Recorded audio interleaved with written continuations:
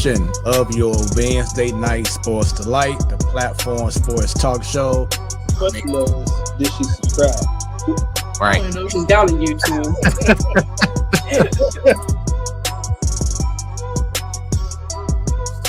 Representing from the Boondocks.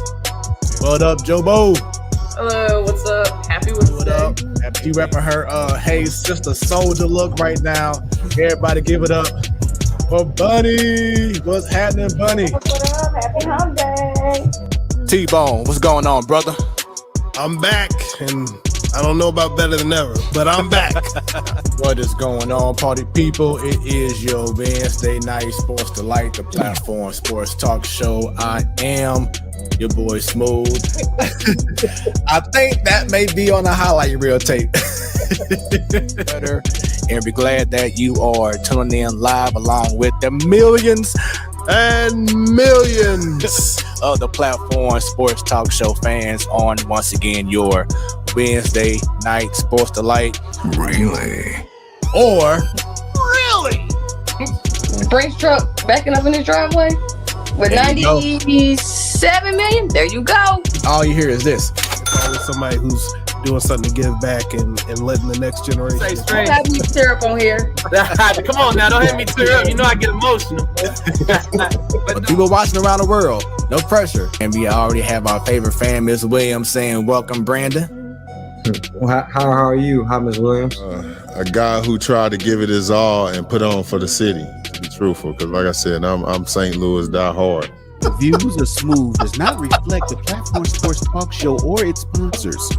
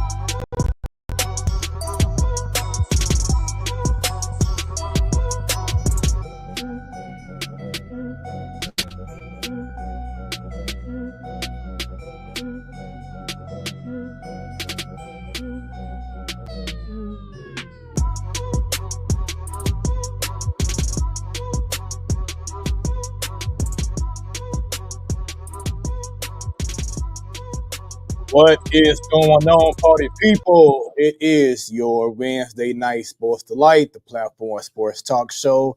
I am your boy Smooth, and thank you all for tuning in to another edition, once again, of your Wednesday night Sports Delight.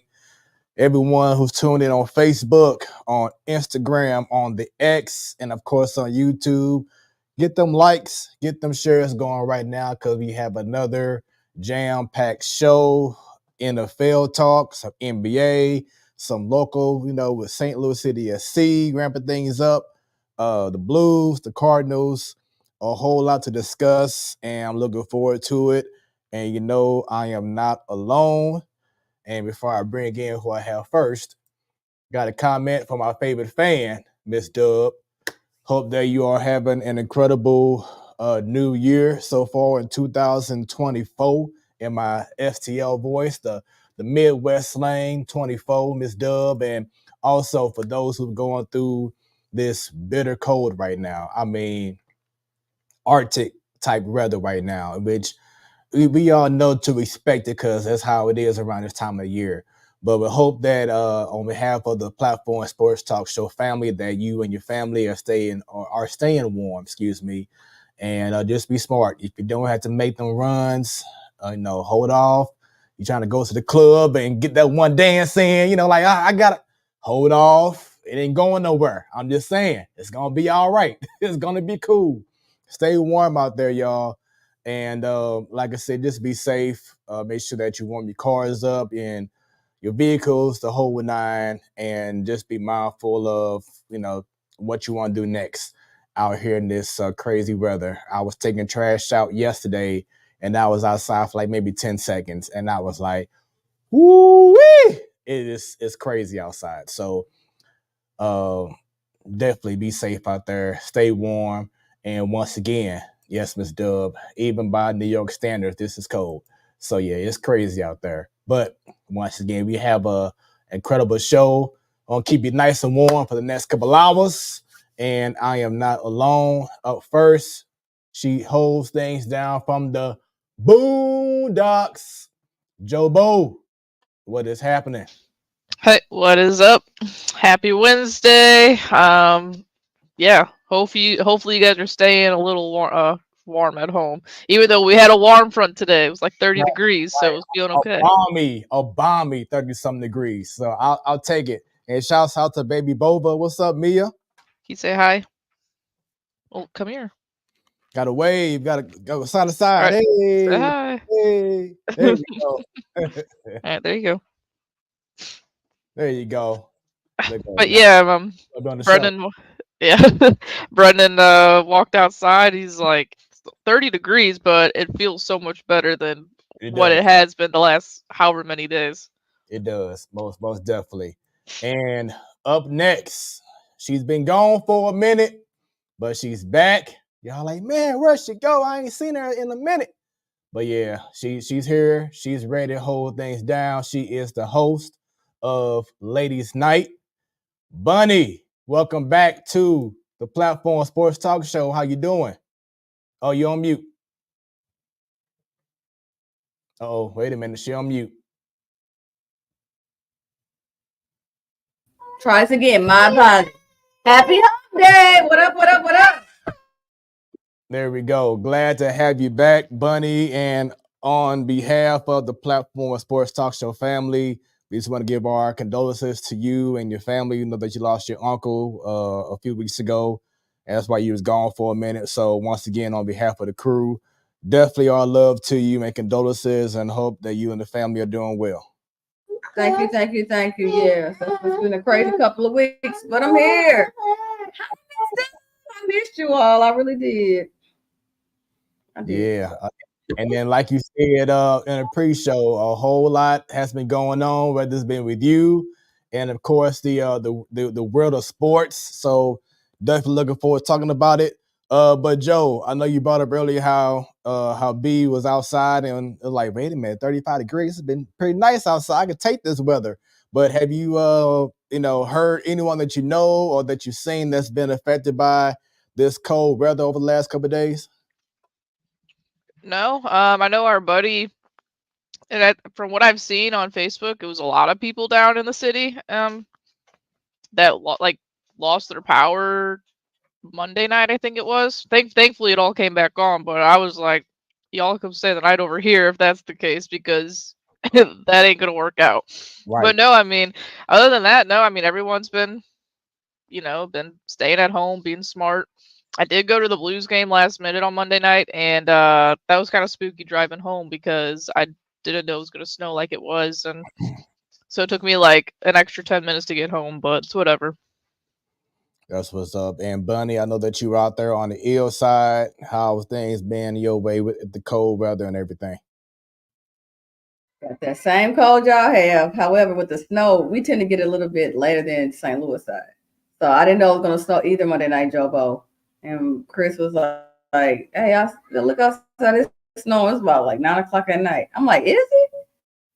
And I looked at like all these inches, but tens of inches of snow out there. I'm looking at the grass. I'm like, I just saw grass from Monday until yesterday. So I went 2 days in the house, and I did not have cabin fever.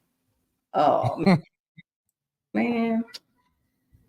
Oh, that's the story of my life. Yesterday went out, last night it went out, and it's probably still in and out now. Am I choppy?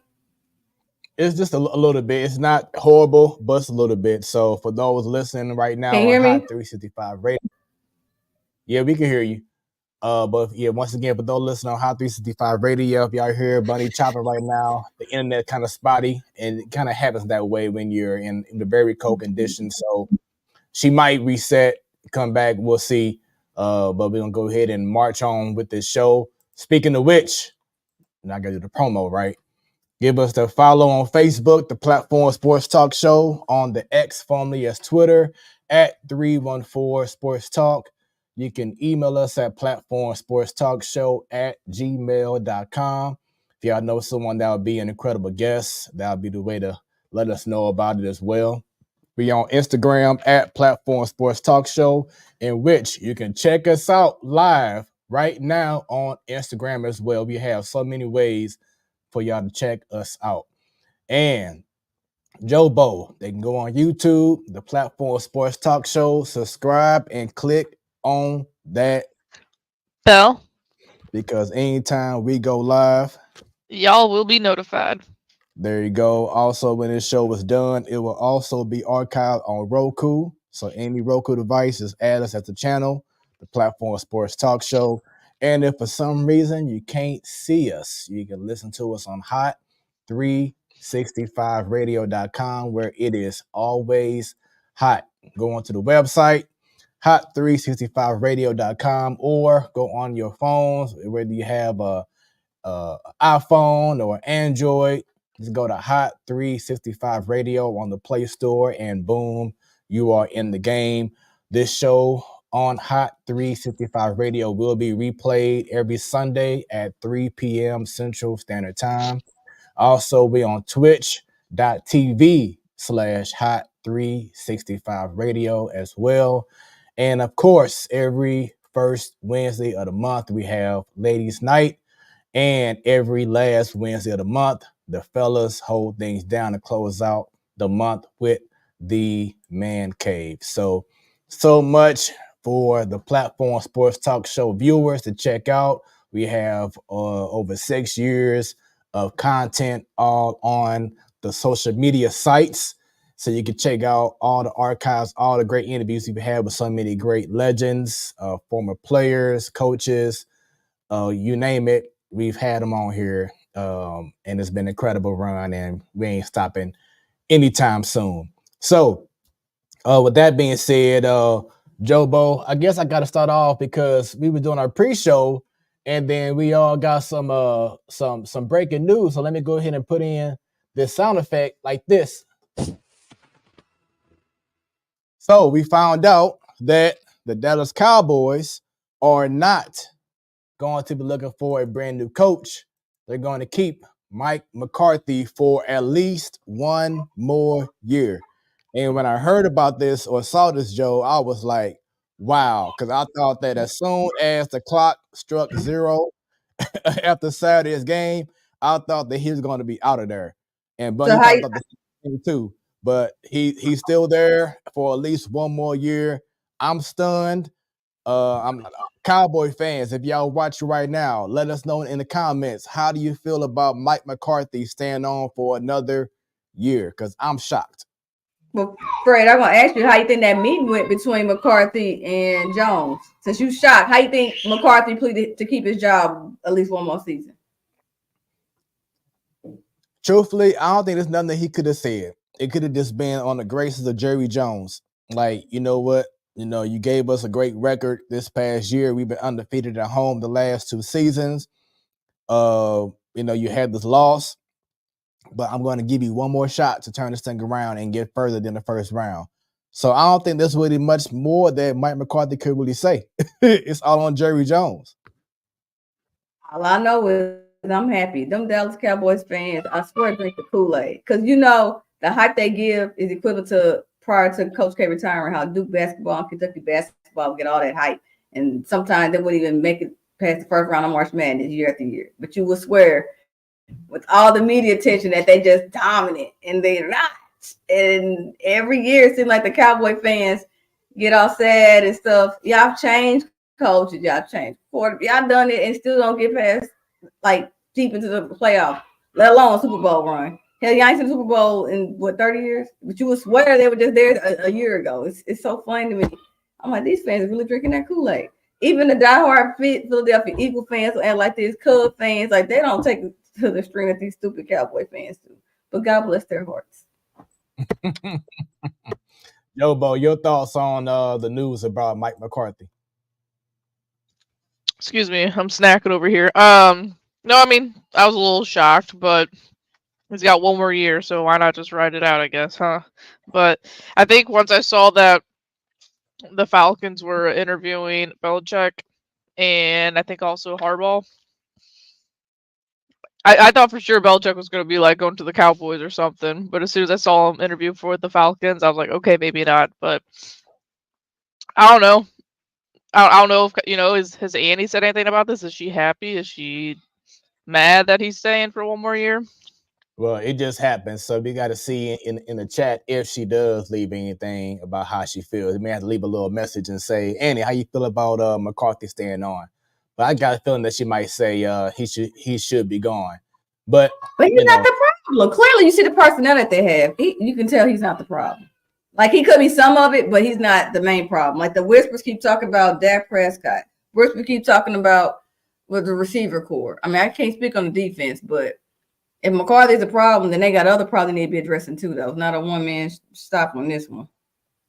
And, I mean, for what I've seen, Dan Quinn has barely been talked about in a bad way. A lot of people see him as, doing a very good job with that team. But that game against the Green Bay Packers, they just could not stop. And we talk about later on, but they couldn't stop Jordan Love to save their life. And so I'm like, well, wait a minute. Maybe Dan Quinn is also the issue too. So it's a whole lot going on in Dallas. I'm still stunned that he's staying on for another year. But that's their issue. We're going to just all sit back and enjoy, the Cowboys and how they go from up here to down there just like that. So I'm just here for, with my popcorn. I'm got just Baker Mayfield back here with his own T-shirt on.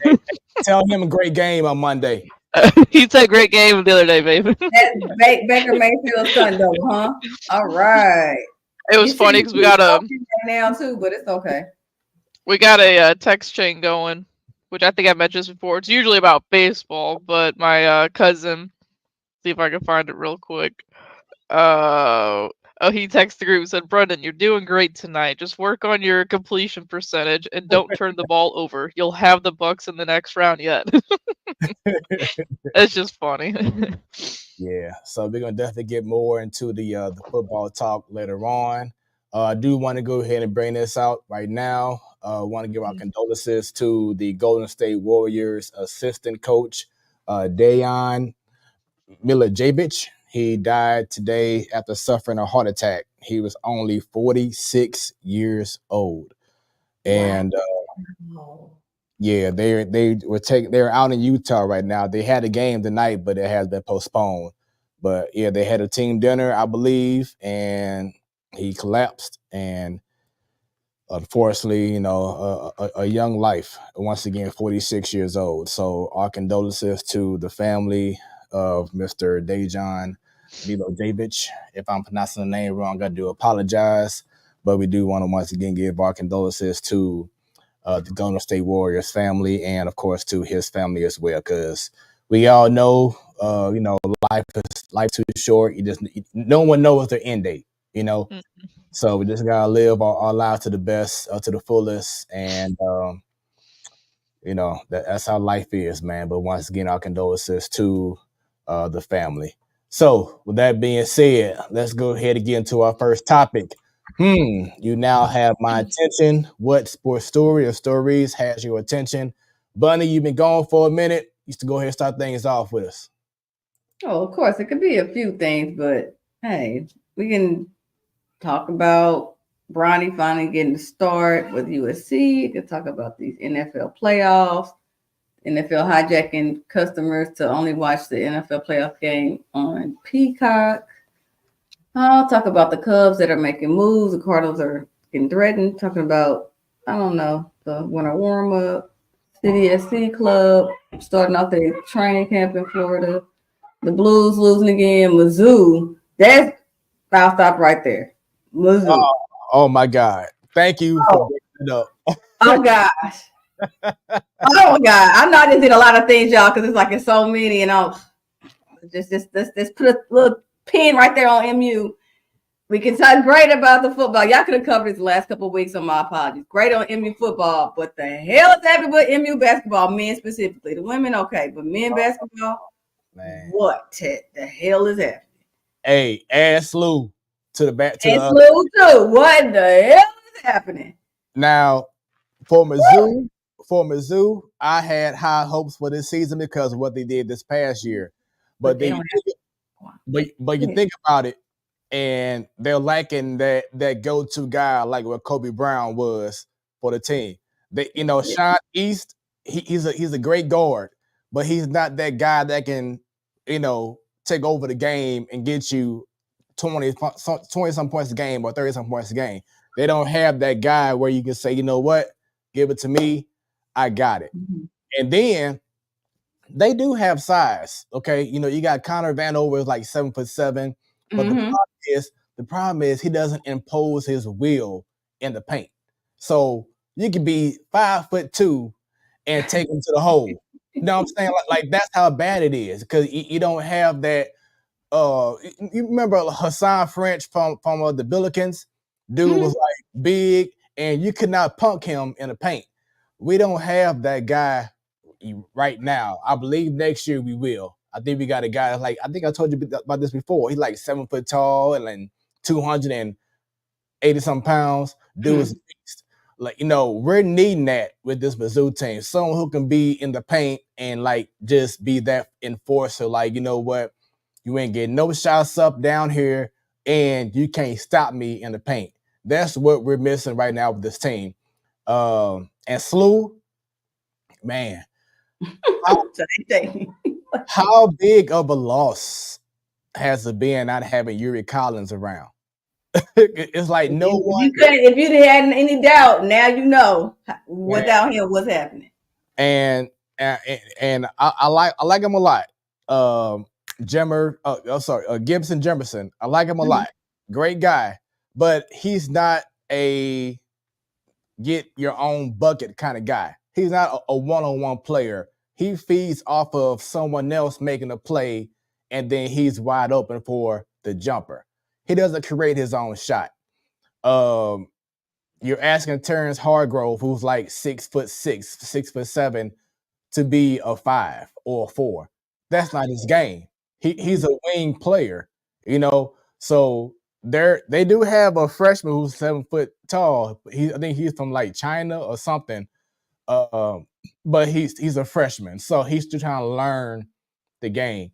So they're lacking that scorer too. Larry Hughes Jr. I see what he's trying to do, Like he's shooting the jumpers, but it's not connecting right now. It's not going in. But I want him to still be aggressive and create his own shot. Because once he's more consistent with making shots, then I could see him being a very instrumental part to the team. But overall, it's hard to watch them games because I'm like, oh my God. it's bad right now, Bunny. It's bad. It's bad. And and you brought up CDSC because that was one of my things. It's crazy because like just 2 weeks ago, Joe, they were in the playoffs, and now they're already back in training camp. And I believe they went to Florida or somewhere warm for training camp. But it's like y'all just got done, and y'all back already getting ramped up because I think they start their first couple of games of the training camp or preseason. In a couple of weeks? Yeah, something it happens fast. Happens fast. So Amazing. that's why I was like, shoot, we talk about baseball being a long season. I get it because it's 162 games, but they just, like you said, they just ended the playoffs, the championship, and back in November. Yeah. I mean, crazy. that is crazy. Jobo, what has your attention? Um, Baker. No, so Bunny mentioned the winter warm up and just a couple storylines that came out of there. Like, one that's kind of eye popping is Sonny Gray talking about pretty much how, Oh my God.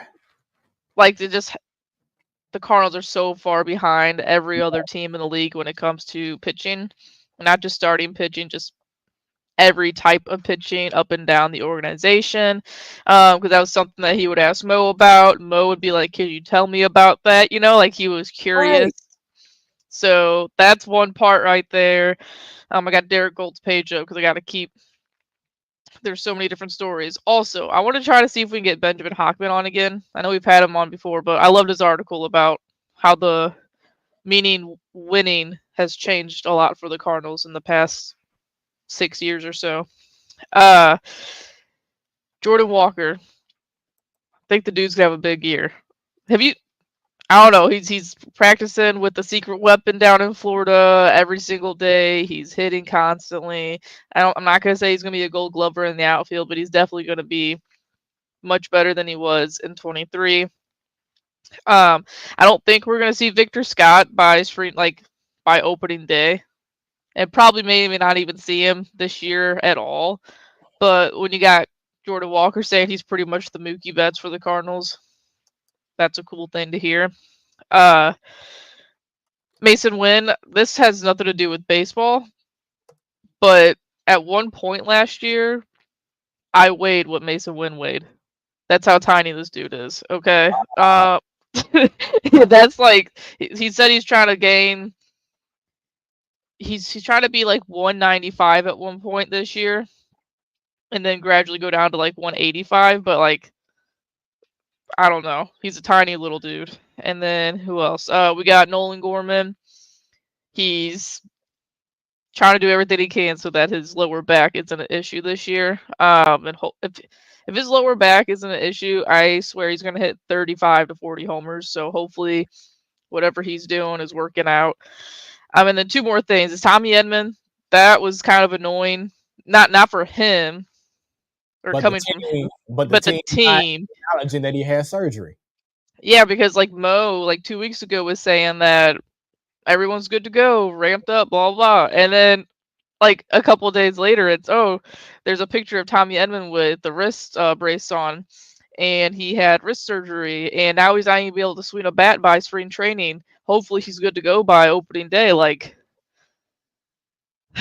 it's something every single day with this team. And then lastly, it's cool to see that Brendan Donovan's becoming a leader of the clubhouse. He's keeping check with everyone, rookies and veterans, and that's something we need. It sounds like that he's going to be one of those voices in the clubhouse, which is obviously something that we were missing very much last year.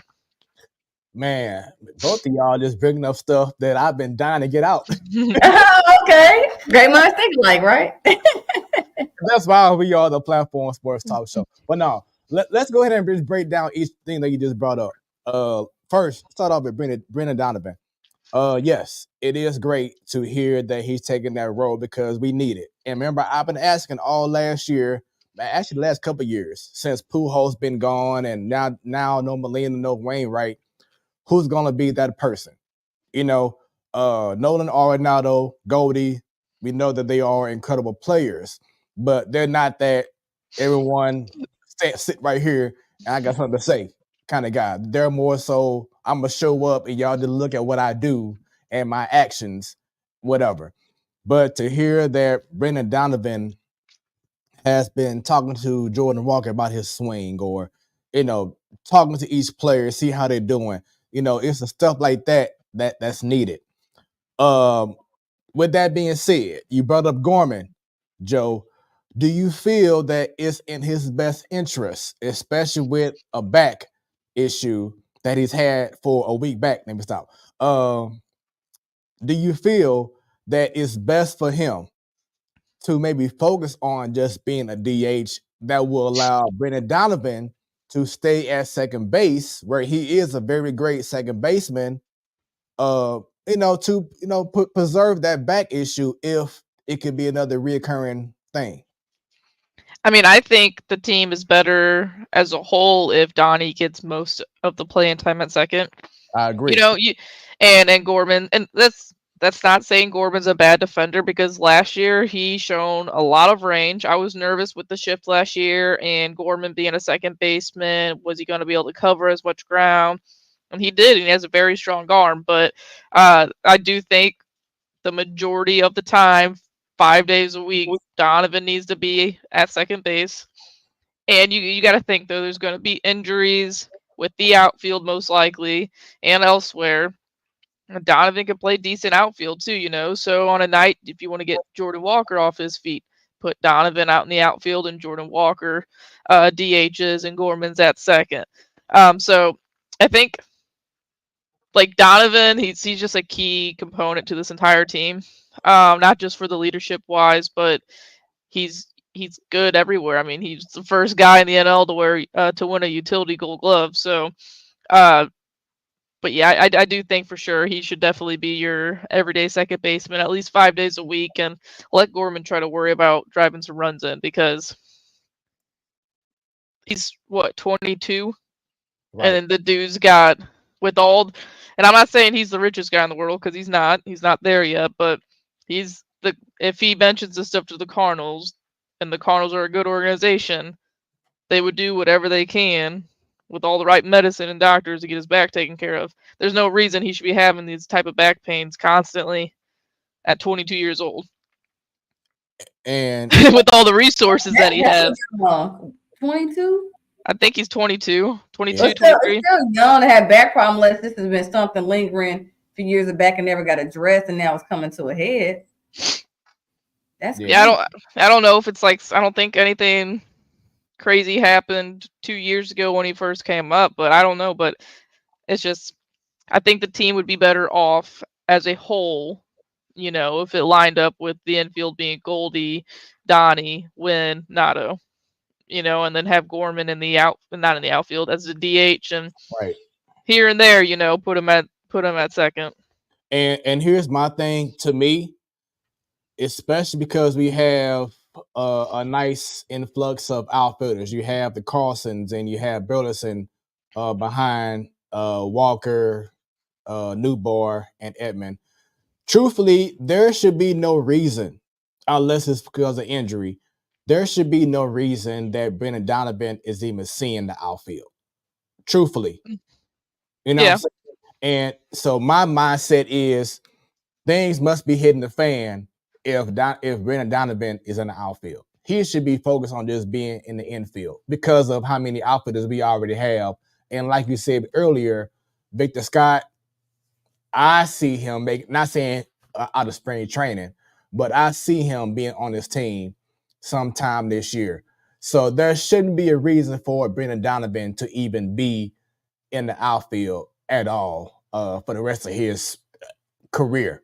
That's just how it's another 2023 if we see him out there a lot, at least. Like if he's out there every once in a while, I think that's fine. It's whatever. It's just Ali trying to switch things up and whatnot. But yeah, no, I think he should definitely be at second base 80% of the time, and then if he's going to play first and third here and there to give Goldie and Otto days off, then there you go. So the next thing you brought up, Mo Zaylock. I think he needs to just stop doing press conferences because all he doing now is just messing up stuff, Joe. He's making things worse. Jose? Yes. Not your buddy Mo. No, not him. How dare you say that? Man, he is making things worse and worse than what it needs to be. So they brought that Bloom guy in. So what's his role compared to what Mo's doing? He's going to be taking an advisory role alongside Mo Zaylock. So pretty much taking notes, but then giving him opinions from an outside point of view in regards to how to do his job. Because as Joe brought up earlier, Sonny Gray, someone from outside the organization, had to tell Mo Zaylock how the pitching program, scouting program needs to be ran in a modern day way. It's outdated. Okay. Something that we've been saying. They were trying to run it like the Tony La Russa era, and that was literally 10 years ago. When him and Dave Duncan left, that kind of should have wrapped up then. Right. So Mo Zaylock was kind of like the kid in the candy store. Really? I didn't know you had that. I didn't know it goes down like that. Wow. Is that how it's really done? Like, that's how bad things are. And like I said, we have been stressing this. That this team, this organization doesn't know how to effectively run things in this modern day time. All the other teams have passed them up. But like I said, Sonny Gray did not want to sign until he knew that you're going to, listen to what I'm saying in regards to how things need to be done now. Not how you did things when you had Dave Duncan, holding a notebook with highlights and whatever. It's a different ball game now, and that's why we came in last place last year in the NL Central. But to add more to it, we all know that, or if you don't know, Ali Marmol, this is his last year on this contract, and of course we just got Yadier Molina to be another advisor alongside Mo Zaylock. But we all know that Molina wants to be a manager, so someone asked Mo about Ali Marmol, his last year, and Molina. And except for Mo just simply saying, Ali is our guy. That's our only focus. We want to win. But yes, I know Molina wants to be a manager, but right now isn't the time. He pretty much is saying in his press conference, and I'm paraphrasing, yes, we realize that the pressure is on Ali to have a great year. Last year was not acceptable, and this is a year that he needs to have. While he's saying, yes, we know that Molina wants to be a manager, and who knows what can happen between now and then. It's like you're leaving the door open for mess, except for saying Ali is our guy. That's our only focus. And we're going to make sure that we do our part to put a great product on the field. So it's like you're just making things worse and worse. And if I'm Ali, I'm like, I thought y'all had my back. You said that I was y'all guy. But because Molina come in saying he wants to be part of the organization, now I feel like if I do one thing wrong, if I have one bad month, I might get canned because y'all focusing on Molina. So it's like, Mo Zaylock, just stop talking.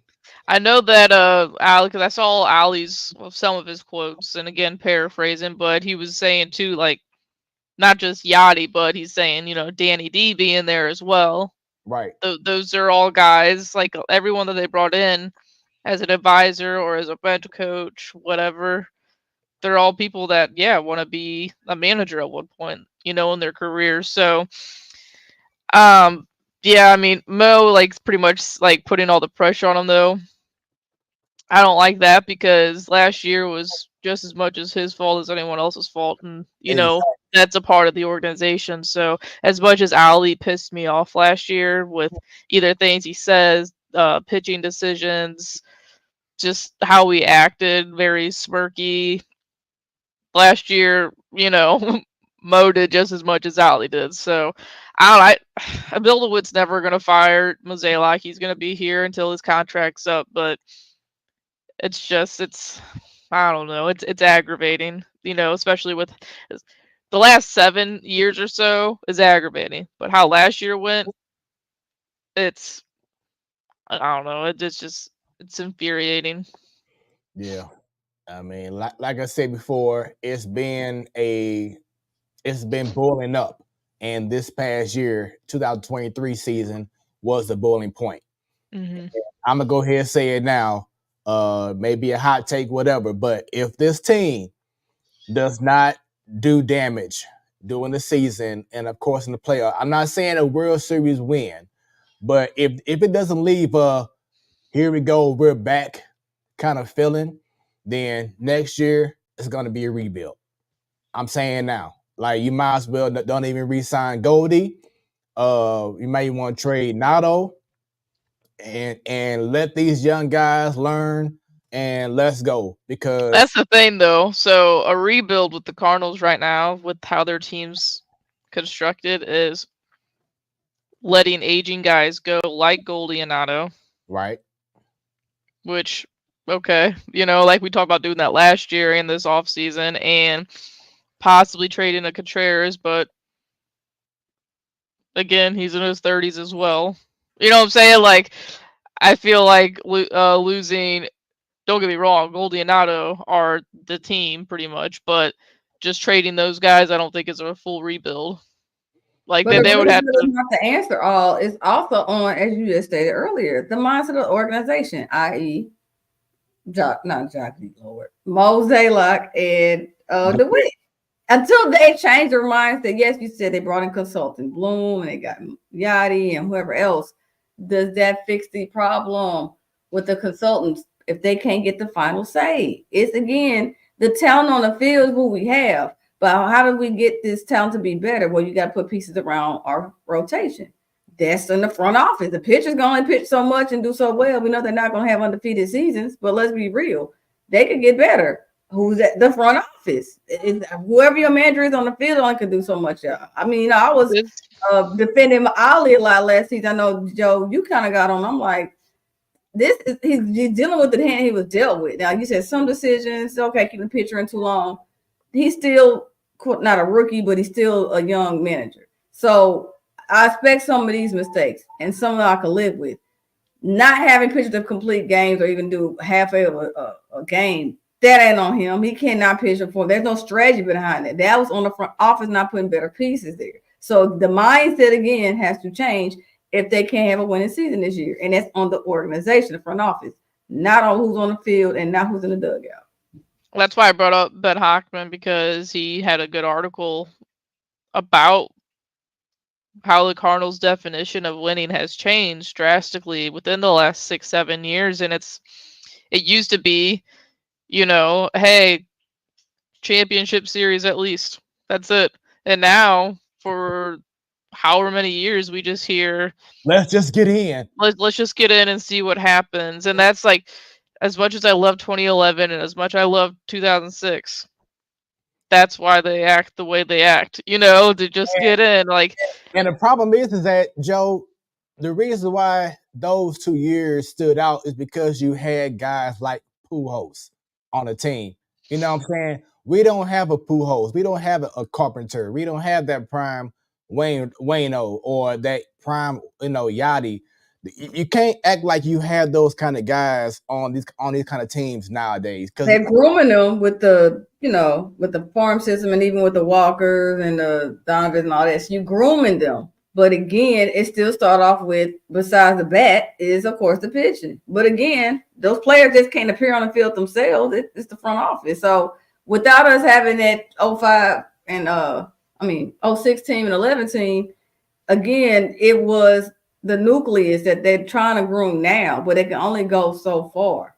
It's like we all talked about earlier. It's a different age. You gotta advance. Everybody else in the analytics, we gotta be on it too, and we gotta be on hopping a little faster on signing people instead of waiting. That wait and see approach that Mosaic live and die for. it's not working, bro. You know that. But last season, for not having so many butts in the seats and hurting their revenue, I'm glad it happened. And let the season starting off. I mean, in the middle of the season, like All-Star break. If it's like that again, fans don't show up. I bet you they're gonna open that checkbook so fast.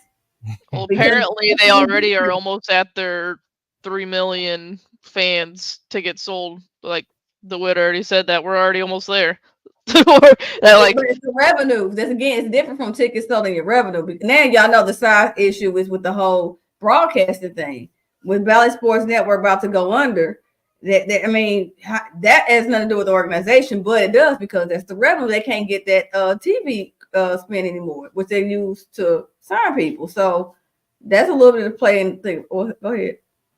So I don't know if you saw it, but Amazon did invest as of today. They're going to invest $100 million to Valley Sports. So there won't be any issues in regards to the Cardinals not getting their money from Valley Sports. Now, for those, right. So for those people who are wondering, oh, so they mean I can watch the Cardinals on Prime Video this year?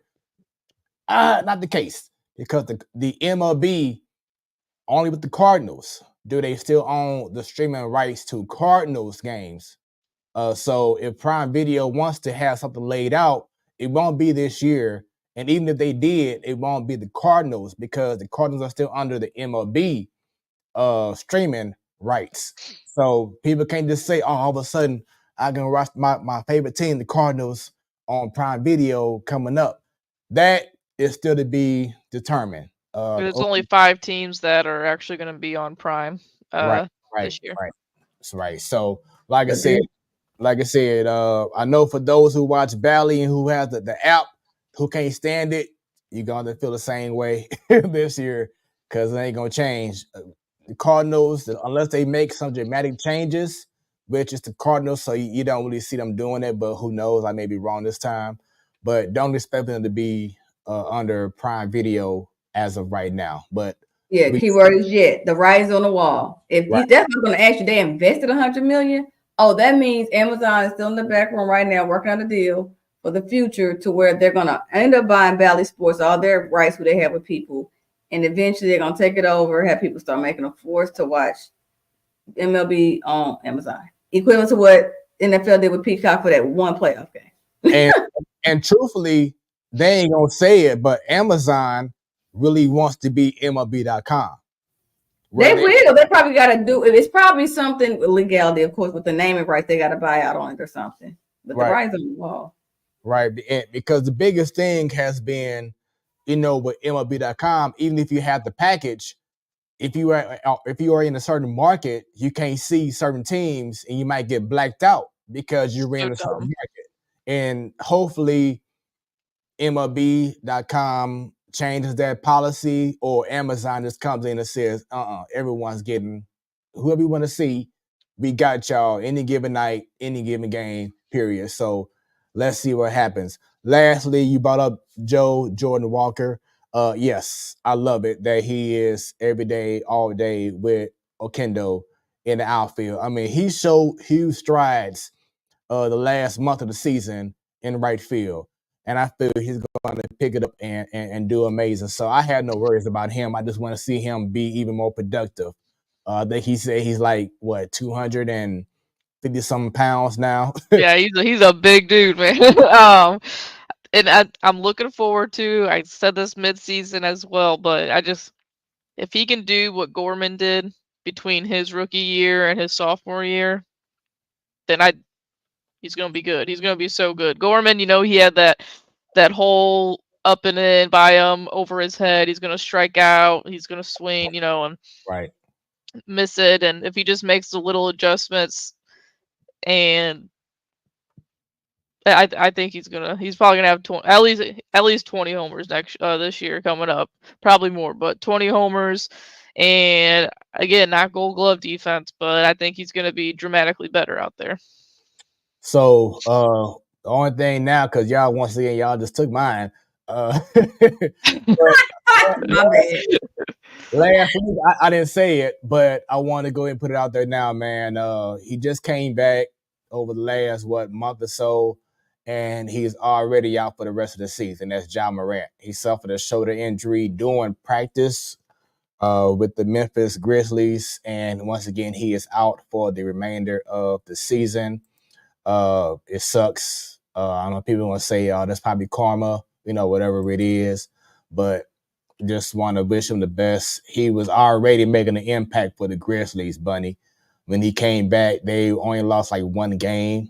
When he came back, they were climbing up the rankings, and I mean, I just can't see them doing, unless they make a big trade to just kind of get someone to fill his spot just for a second.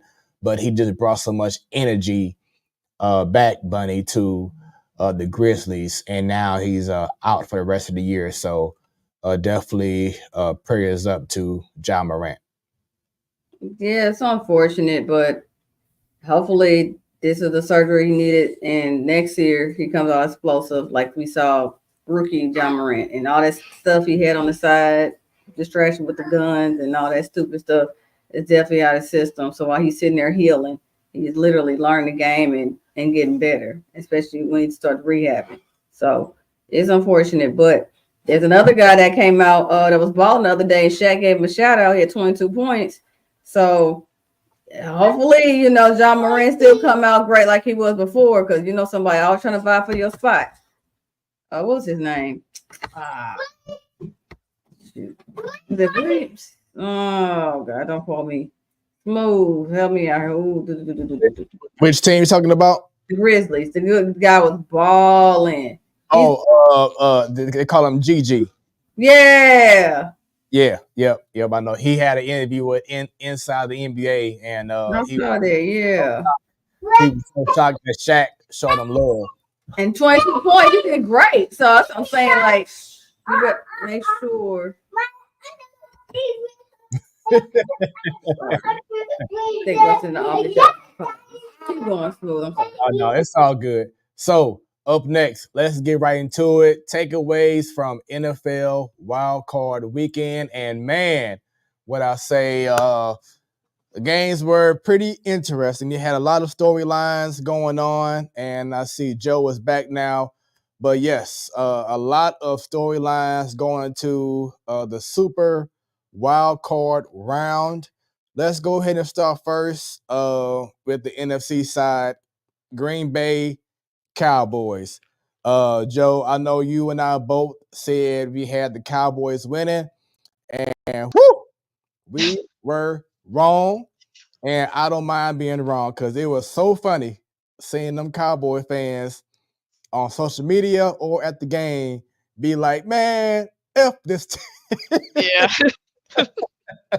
There was that one family, it was like a family of Green Bay, and then one of their kids was a Cowboys fan, and he was just like crying in his mom's lap.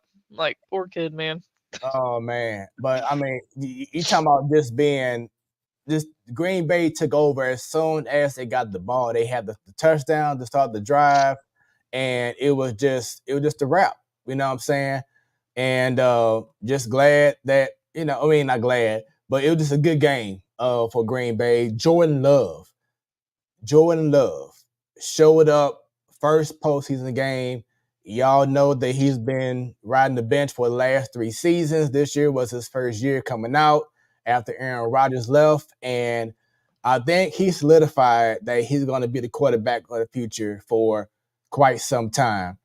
So shouts out to Green Bay. They showed up, and they did not let the foot off the gas, and they let everyone know, especially against the Cowboys team who, as I said before, they didn't lose a game in their stadium in 2 seasons, Joe. And to go out crazy. Bay and win that game, that was huge. Yeah, Miss Williams, I'm just happy that Green Bay beat the Cowboys. Yeah, I didn't think going into it that Green Bay had a chance, but then I forgot that the Cowboys just usually choke in the playoffs, and then Brendan was saying that Green Bay's been playing some good ball before, right up into this game. So good for them. That's who I wanted to win, not who I picked to win. So I was okay with that. Up next, a great game, probably the best game out of the whole weekend was the Rams versus the Lions. And Jobo, you and I have been going, and I think Bunny is back. Jobo, you and I have been rooting for the Lions the whole season. But last week, you and I both said the Rams are going to win. And, of course, the Lions won. They squeaked it out.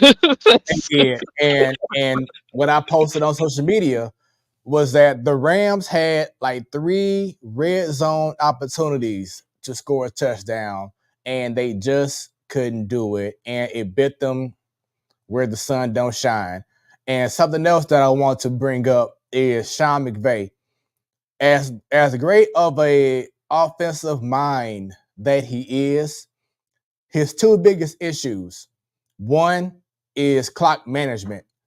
Because you recall, the Rams called 2 timeouts in the third quarter, and that hurt them when it mattered the most in the fourth quarter. Second, once again, the red zone. You did all you had a great drive going, or you had great drives going, but you get to the red zone and you're always targeting the same person, Cooper Kupp. You had to work on using other guys because teams are going to hone in on your best wide receiver, Cooper Kupp. And the Rams did not make any adjustments. And you saw what happened. The Lions stopped them in the second half. And the Rams didn't have no touchdowns. And what happened? They had no time to come back. The Lions won the game. And it was just a great scene in Detroit, seeing those fans excited for the first playoff win in like 30-something years.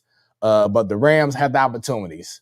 The Rams may have missed a call or two, but that does not negate that the Rams had their own opportunities and did not score a touchdown in the red zone when they had the opportunities.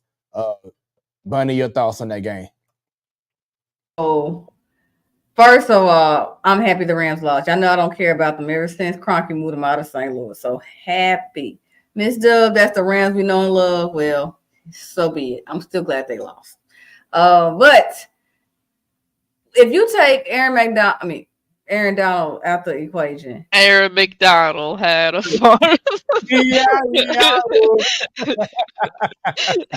I'm tripping. Aaron Donald out the equation. Like, how else? Because you were talking about their offense and McVay, but I'm just thinking, like, what else could they have offered to try to fix it? What's his name? Stafford was doing. He had his game. It just, to me, when I looked at it, the Detroit definitely those coaches was in the room breaking stuff down to where they figured them out. That's all my overall view of it. Because Detroit, even though we said it was a close game, I still think definitely Detroit outplayed them flat out. I was just more happy because of Detroit in their drought. Like, I'm not necessarily a Lions fan, but I'm happy for them for finally winning and getting over that hump. Yeah. And of course the Rams losing because they can't stand Kroenke. But yeah, besides that one, like, what else? Stafford, to me, they show who they are already. So was I surprised? Like, if y'all would have asked me when y'all did your predictions, I still would have predicted the Lions. The Rams barely got in. Barely is barely, but I told you they already showed you who they are early in the season. So yeah, I picked the Rams only because the Lions the week before had a couple big injuries, going into it, but they got one of their best receivers in the league on their squad too, though. Yeah, that's just was doing that stuff in the room before they were definitely prepared. I'm just happy, like you said, that like both you said, it's cool for how that stadium got to see that first playoff win for them in 30 years, and just the city of Detroit, man, their sports teams. Whew, I know it used to be good. The Tigers used to be good, and I think they're on their way back up a little bit. But then, like, used to click the Blues' asses. They owned us in the 90s. The Red Wings. That's why I don't care about Detroit. The Red Wings owned us. Yeah, but Detroit, like the Red Wings, they, like you said, the 90s were their thing. They were constantly winning. The Iserman, that asshole. Anyways, yeah, I'm still not over that. I'm like the 90s in Detroit, especially hockey. Isn't it the Pistons that are like for like 100 right now? Like, Yeah, Oh my gosh, it was like last week I think when that guy buzzer beater, and then they lost by a lot in overtime. It's like, man, they had a sliver of hope, but yeah. So I'm just I'm happy that their city gets to cheer about something. All right, so next game, Eagles at Buccaneers, Monday Night Football. And Joe, I believe we both had the Eagles win that game. And obviously the Eagles didn't show up. Buccaneers, your husband and the Buccaneers, they they just destroyed the Eagles. It's like they already planned for their vacation. 1, 2, 3, Cancun. Right. They just came out and planned like, you know what, it is what it is. It's a wrap. Let's just go and get this game over with and move on. And that's exactly how they played. They just didn't show up at all. And I had them going to the freaking Super Bowl. And I did too. But my AFC team's still in there. Yes. Right. Yeah, I had the Eagles or the Bengals, I think. So yeah, I mean, I think a lot of people had them, going to the Super Bowl this year. Just for whatever reason, the last month or so, they just did not care. Was it like a not 7-game losing streak, but like 6 of the last 7 games they lost. Like, yeah, I think once the cold weather started kicking in, they just went frozen like the weather. They just, I don't understand what the collapse is for. So this is one of the reasons I believe, or two. They lost their offensive and defensive coordinators. And those two guys may have been the reason why they were so great this last year when they went to the Super Bowl. And the Eagles just never recovered and got the right thing going in regards to the second half of the season. Like, team, you know how it is, Joe. Sound like with baseball, how 1 year you have a great season, but then everyone gets their book on you. They watch the tape, they watch the film and see what you do. And you don't make that adjustment and teams catch up to you. And I feel like that may have been the reason why the Eagles collapsed, because everyone knew what was coming. You could say it for a lot of other good teams, though, not just the Eagles. I mean, let's look on the AFC side. Once we talk about it, we're going to say, well, people adjusted to these teams that's still in it. So, right. You mentioned the part that is gone. Now, that's significant. But I mean, but the whole thing is the reason why you are a good team is that when you see teams made those adjustments, that's when you go ahead and counter with something different. And correct. That's what good coaching teams do. You know what I'm saying? So up next, real quick, hold on. Hell of a career for Jason Kelce. He's retiring. That was sad watching that. So he said on his podcast that he hasn't officially announced it. Only thing that he told his team was how, pretty much giving them a nice little speech at the end. And he did have some tears, but he said on his podcast that he hasn't officially made that announcement yet. I think he still will. Yeah. And he definitely is a bona fide first ballot Hall of Famer. But he hasn't made that announcement yet. But it has been one hell of a career for Jason Kelce. Yep. But yes, going on to the AFC side. Let's talk about this Browns versus Texans. I had the Browns winning. I was depending on Joe Flacco, and he flaccoed, all right. But he flacked out. Flacco flacked out, okay? Or you could say Flacco flacked up. You know what I'm saying? Whatever, but yeah. But I have to give a huge kudos, and Joe have been talking about him for a while now, but C.J. Stroud has been amazing. Amazing. I mean, he's playing like he's been in the league for a couple of years, So you think all that hype he got at Ohio State was worth it, huh? That Heisman talk he lived up to it still. That's what's up. Yeah, because if I'm correct, Ohio State hasn't really had a good reputation with having players leave Ohio State, or quarterbacks leaving Ohio State and have success in the NFL. C.J. Stroud may have changed that. And I mean, this the way that he played the whole team. Shouts out to D'Amico Ryans, who I have as the coach of the year for me. But the way that they came in and won that game, that leads me to believe that they have a very big chance to defeat the Ravens, and we'll talk about that in a moment in regards to the next round. But your thoughts, Joe Bo, in regards to the Browns and the Texans game? No, it was a good game. For a while there, some of these games felt and looked like they were going to be somewhat close.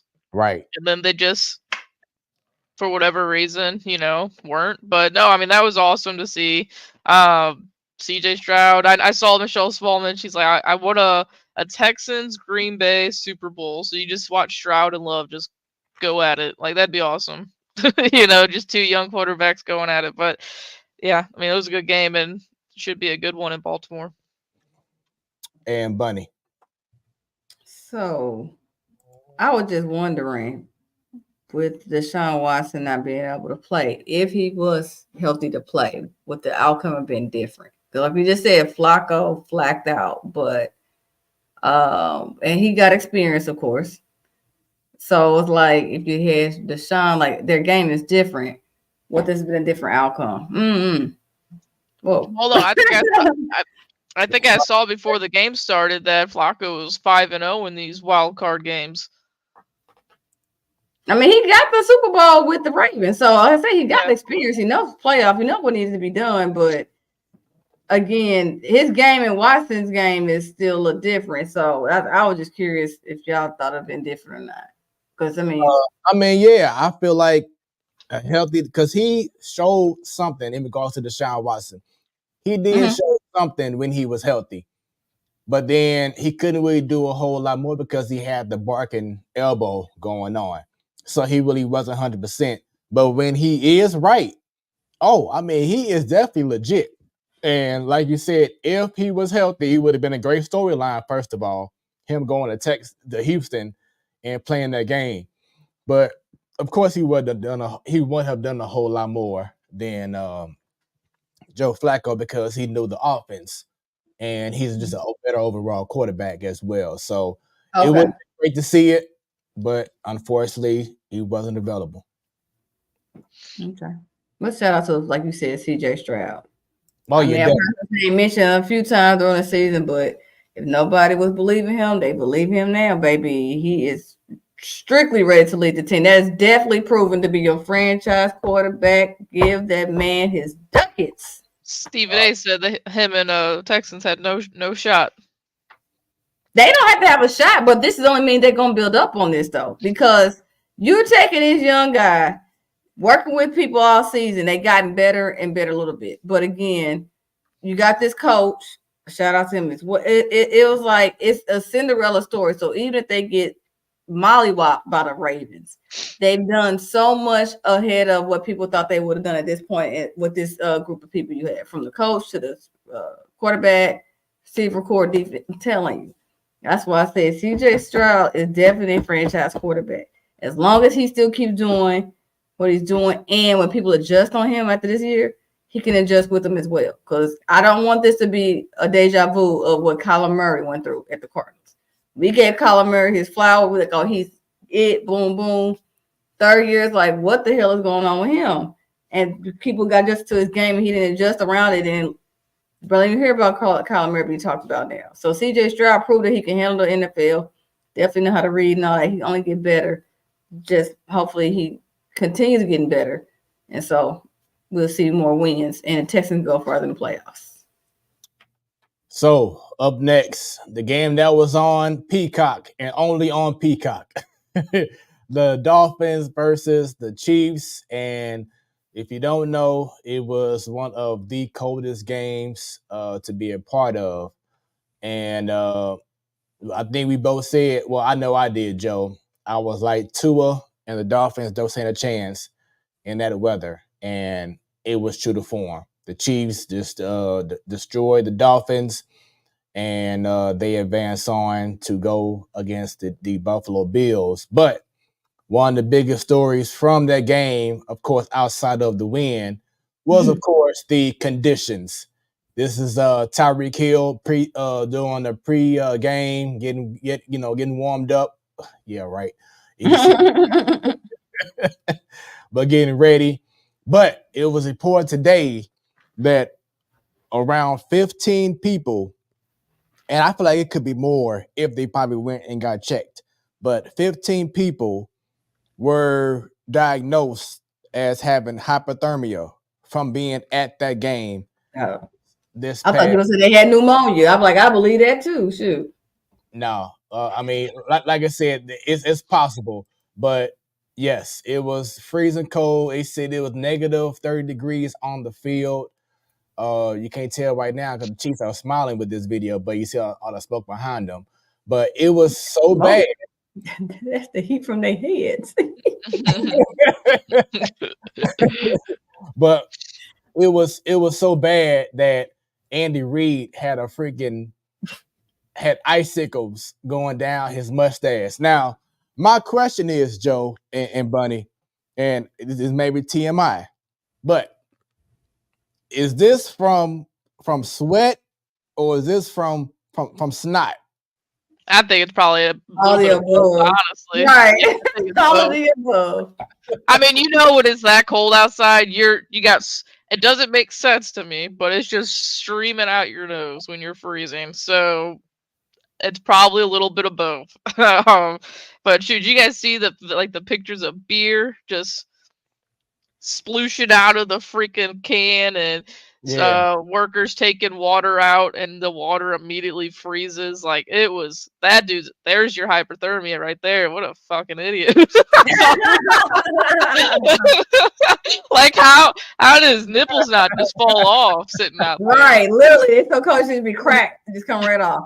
Brendan took the trash out last night with his shirt off because he's whatever he is, and he goes, "Feel my nipples right now." Like, they were hard as a rock. Why would Baker Mayfield go out with no shirt on? What are you trying to do? He likes the cold. Obviously not that cold. That but cold is different, though. What? Yeah, he probably thinks it's too much work to go put on a hoodie or something real quick. It's so cold. It's worth the work. Okay. Oh my God, that's crazy. Miss Dub says it's that Y chromosome. You ain't never lied, Miss Dub. You ain't never lied. That Y chromosome just play some trickery on them, boy. Fool them in the head like, yeah, it's not gonna be that bad. Go out there shirtless, yeah. Oh man. So yes, the Chiefs, for the first time in Pat Mahomes' career, he will play in a road game in the playoffs, and they will be playing the Buffalo Bills. And we all know that their game got suspended postponed. It was supposed to be on Sunday, and it got moved to Monday because of the crazy snow conditions. And as you can see on your screen, this was at the game. At the game, they were trying to get fans, whoever was in the Buffalo area, to come out to the stadium to shovel snow. Mm-hmm. It was so bad that anyone who made it to the stadium could be anywhere they wanted to be in the stadium. It wasn't no assigned seats. They could just be any spot they want to. You find something that's good for you that you want to sit in, have a good time, enjoy yourself. And that's what people are doing. Look at this Steelers fan with the shoveling snow. I mean, it was just crazy. The Bills once again did win the game. They defeat the Steelers, and once again this weekend they will face the Chiefs. But just seeing these photos, it's like, oh my God! And then I brought this up, I think, a while back. But the Buffalo Bills, they are building a new stadium. Why in the heck is it still outdoor? Yes. Why would you build another outdoor stadium? Why? Detroit ain't even that crazy. Detroit, when they built that new stadium, they knew indoor. We ain't gonna do with this foolishness. And here they are still doing it. That's crazy. Yeah. It should be like a league mandatory. If you're under certain conditions, like your winters are known to have so many snow and all, you gotta have it, because that does affect the fans, because the team actually is going to lose revenue per se. People not buying concessions, parking because they can't get to the games. Like, come on, y'all. Yeah. They don't know where to sit. Like, make it make sense. Yeah. So like I said, it's so much snow and not enough people. So once again, fans who made it to the game, they could have sat anywhere that they please, because hell, you couldn't even find your seat because And you didn't have ushers there to show people either because they ain't go to work. No, well, like wow. I wouldn't either. Yeah, but that's just the weather, around January. Do y'all see in the future? Because you know how things always change in regards to all these sports. But do y'all see in the future that playoff games is going to be in neutral sites just to avoid stuff like this in the KC? I hope not. They would have done it already. You said in the future, but they could have done this 10 years ago.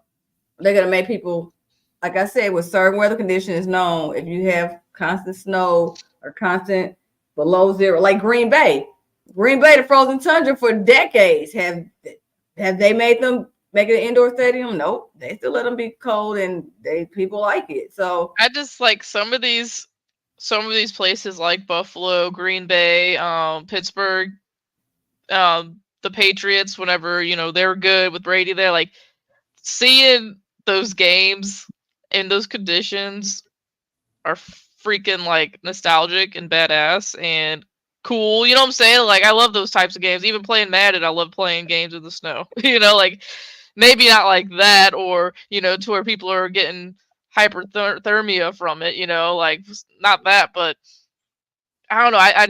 I don't like the neutral site thing. For just all games and playoff games, Super Bowl, whatever. But like that would, I don't know. I wouldn't be a fan of that. But Ms. Dub, with your comment, if they're concerned about winter, whether they could start the season earlier instead of going later, yes and no. Because think about it, when they start their preseason and doing 2 days and they're working out, it's in July. And a lot of them teams are melting out there. A lot of times, they practice and move in the evening because of the heat. So it's like you got the extreme heat in July and August in most places, and it cool off. And then you talk about if you keep it in December, January, playoff start, it's so cold and snow. It's either one. And I think they'd rather have people playing in the snow and 30-degree weather for most of those places at outdoor stadiums compared to people passing out on the field when they're playing in July. Because like look at Vegas. We know Vegas is hot still in October when most of the Midwest and the Southeast are mellowed out. There's still 80-degree weather out there, hot, and they have an indoor stadium or not indoor stadium. You can retract the roof for a reason. And again, California, you're looking at LA stadium. I don't think putting it early will help the situation. Just if you don't make a requirement to where you have to have a retractable roof or indoor stadium, then they're just gonna leave it as is. Yeah. So let's go ahead and get to our predictions for the divisional round. Let's stick with the AFC. KFC versus Buffalo. I'm sorry, KFC. Lord. We got chicken on the brain, bro. Now you talked about me earlier with Aaron McDonald. See, it's not me too, Jobo. Fred did it. Guess we got food on the brain. It happens. I'm ready to. I'm like gonna be scared to drop like T-Bell or something now. You guys can talk about food. KC versus Buffalo. KFC. He said KFC. And look, he said a KFC crowd too. Like, yeah, KFC is playing this. Oh, wait, what? Oh Okay. man. Oh shoot. KC versus the Buffalo Bills. Joe, who do you have? Shoot. I got tears coming up. Anyways, I'm gonna switch it up this time, and I'm gonna say Buffalo.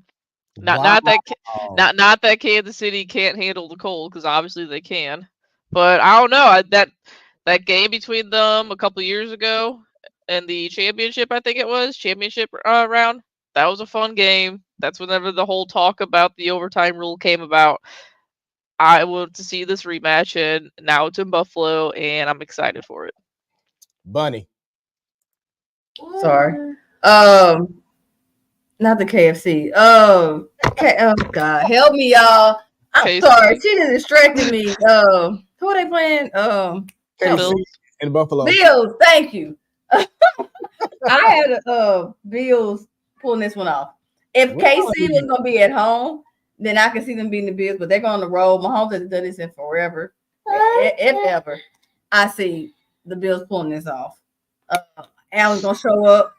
He's not gonna have as many interceptions. He's gonna surprise y'all.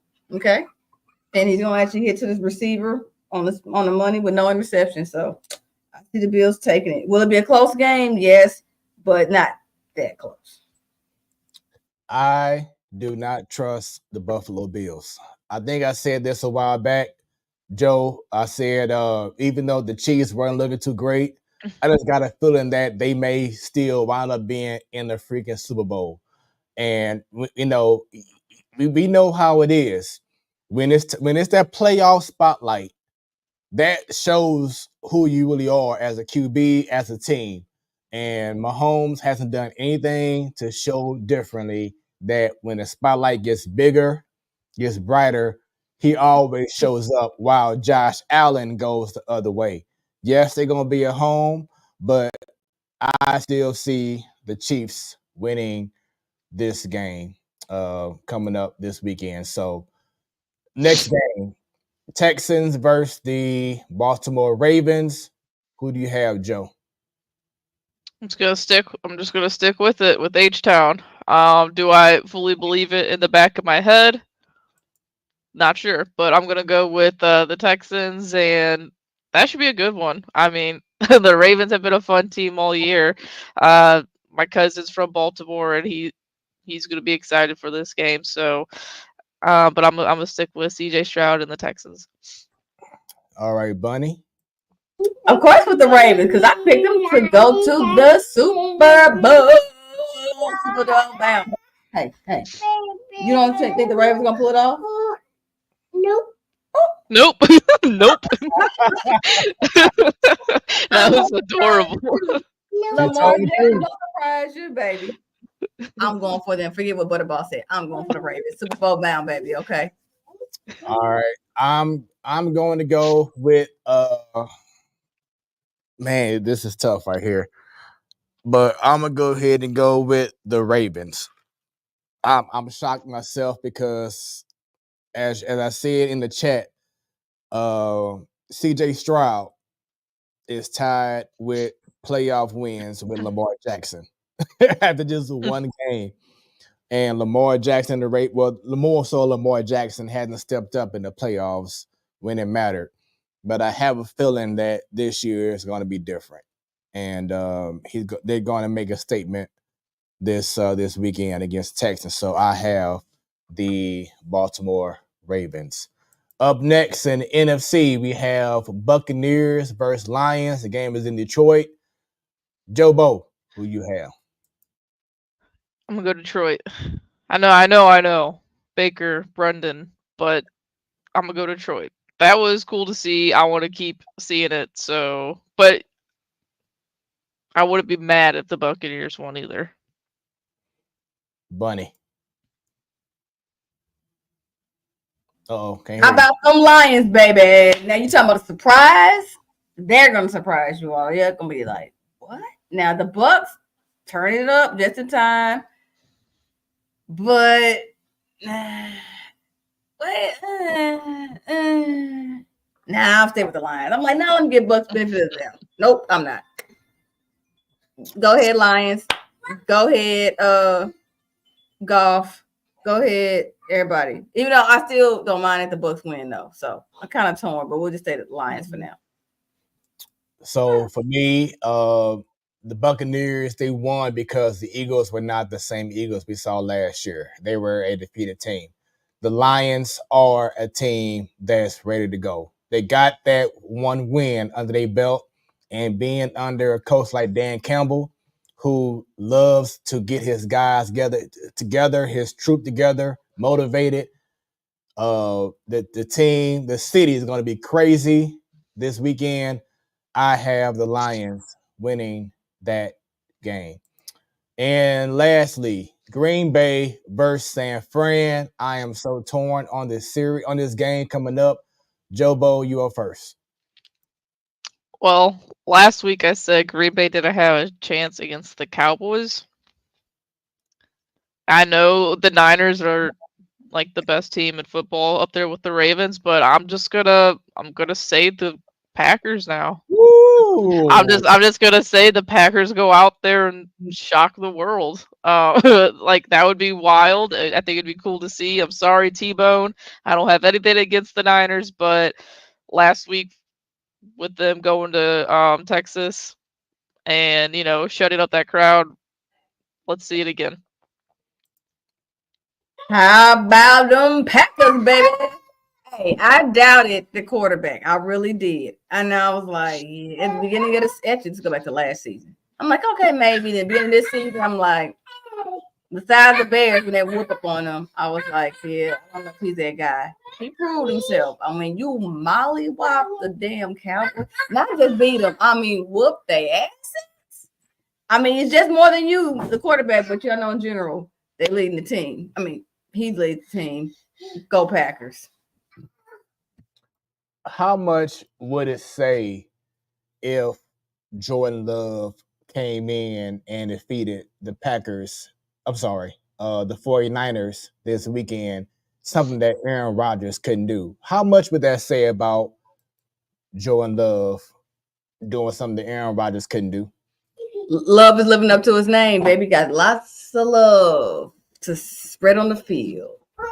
But it would say a lot. And of course, Aaron Rodgers is kind of public enemy number 2 right now with the conspiracy theories and all that crap going on with him and the late night talk show guy. So yeah, he's not people's guy right now anyway. But Love is living up to his name. He's showing love and he's showing that he can whoop up on San Francisco. It's a new era of Packers football. Get ready, baby. Well, to me, I don't think that we're going to find out because I have San Fran winning that game. Oh, you and T-Bone are in cahoots on this, huh? Oh, okay. I have San Fran win this game. The San Fran is by far more. Not more better, but a better team than the Cowboys, and they're going to unleash some fury against Green Bay. I think it'll be a great game. It won't be a blowout. There's got to be a good story somewhere, Fred, and why not be the Packers? That's true. But I get it though. I get it. The Niners were amazing. The good story would be the Lions. Right now, this game here, I have the 49ers, and shouts out to David Burns. He's watching from Cedar Hill, Texas. David, let us know in the comments the vibe with how Texans are feeling with Houston and how they feeling with the Cowboys. Give us your thoughts in regards to. Oh, wait a minute. He already responded. All right, there we go. The Cowboys. I know I liked you, David. Good answer. Good answer. There you go. Already. Just answer the question right there. So, okay. You know, when was it? A couple years ago, the first round wasn't it like either really good or really bad? The first round, it was like every game was decided by like less than 3 points.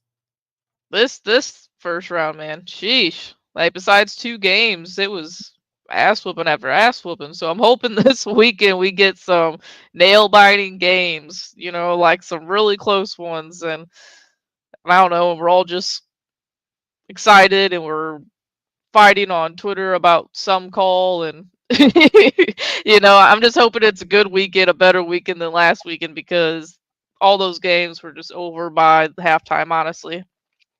David says Cowboy fans out there were doing something.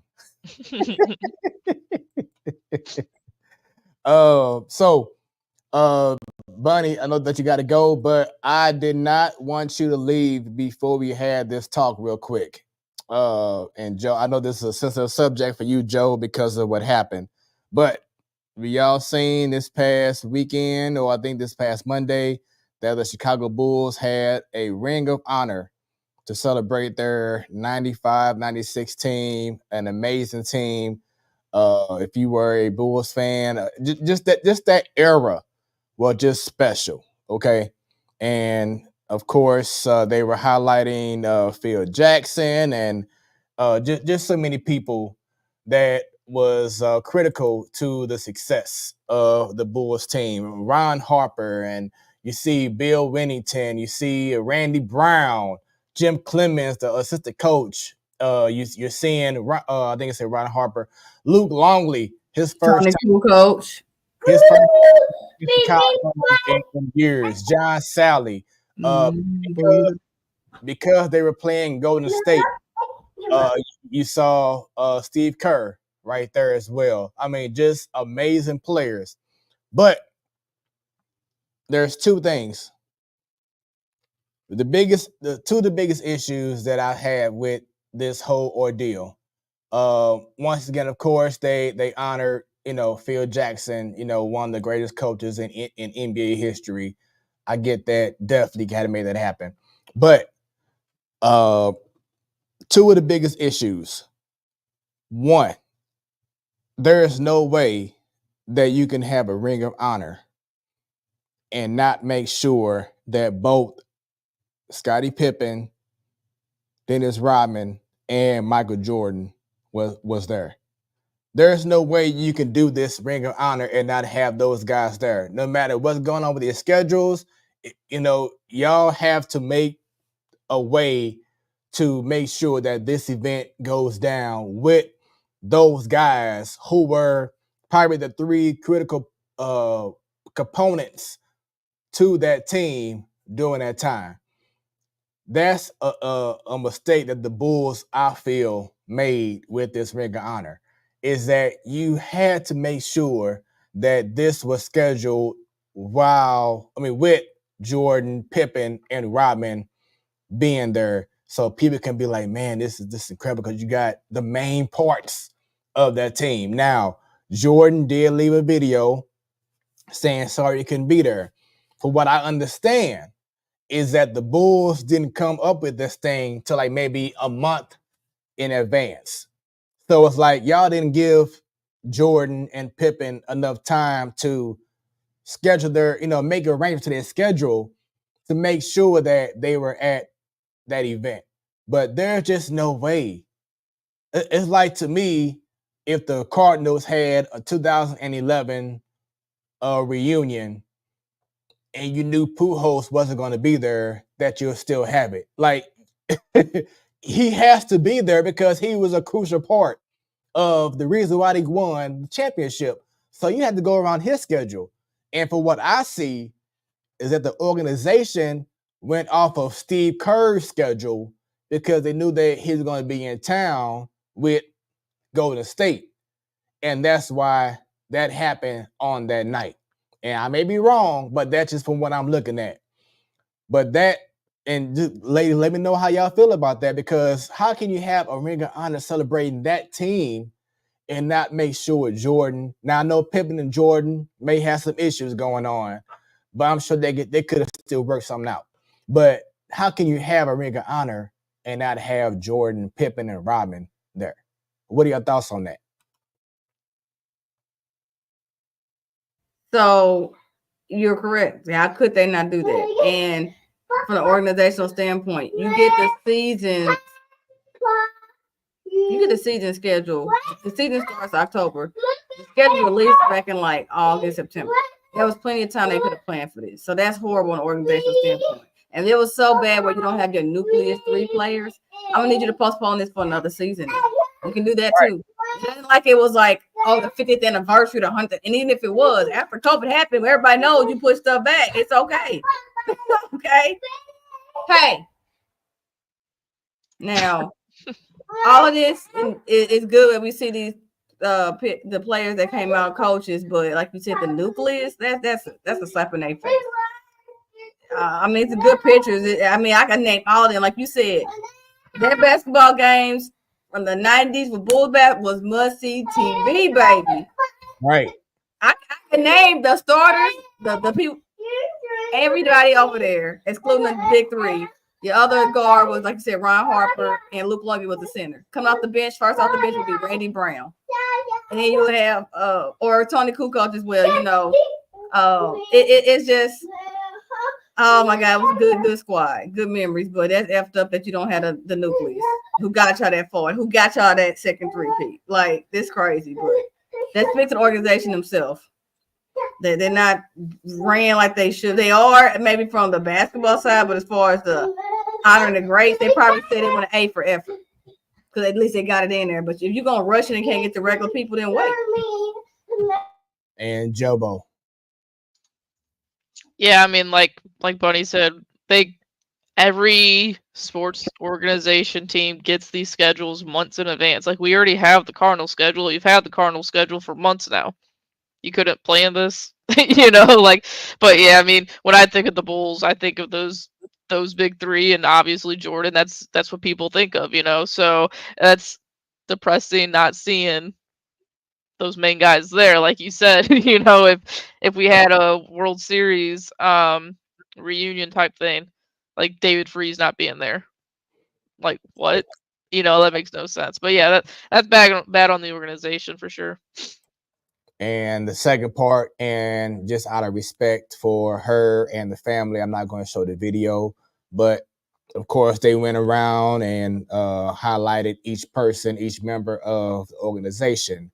And when they got to the owner, former owner, Jerry Krause, excuse me, they showed him on the screen, and his wife, which you see on the very front row, she was shown on the screen, and all of a sudden the boos start raining down on him because of him, and it was just a bad scene. It's like I said, I could have had the video going, but just out of respect, I didn't have the video. I didn't do the video at all.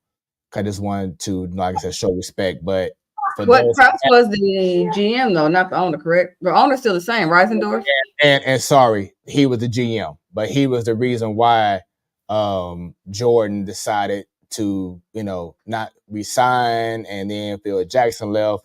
But it was Thelma Krause who they showed on the screen, and all you saw were her shaking and crying, and just unbelievable because of all the boos that was raining down. And it's like she didn't do anything, you know what I'm saying? But because of and I think more than likely it was because of The Last Dance and how Jordan highlighted what was going on during those times, during those seasons. And once again, the reason why he pretty much, didn't come back after they won in '98 and everything. But the fans disdain of Jerry Krause, and then having his wife, his widow, on the screen, and just seeing her hysterical and crying and everything, it was just a very bad look by the Chicago Bulls fans. And I did expect something better in regards to just at least being respectful for her. I mean, the man is gone. He's not coming back, and you was treating as if he was still there. So that was a big problem right there as well. Joe, like I said, I know that you didn't want to see the video again, but just your thoughts in regards to how horrific that was, or could have been, or could have, not could have been, but was for Mrs. Thelma Krause. No, it was depressing to watch. Like, I think I was just chilling down here Saturday night, and then I saw that you shared that video on X, and like broke my heart.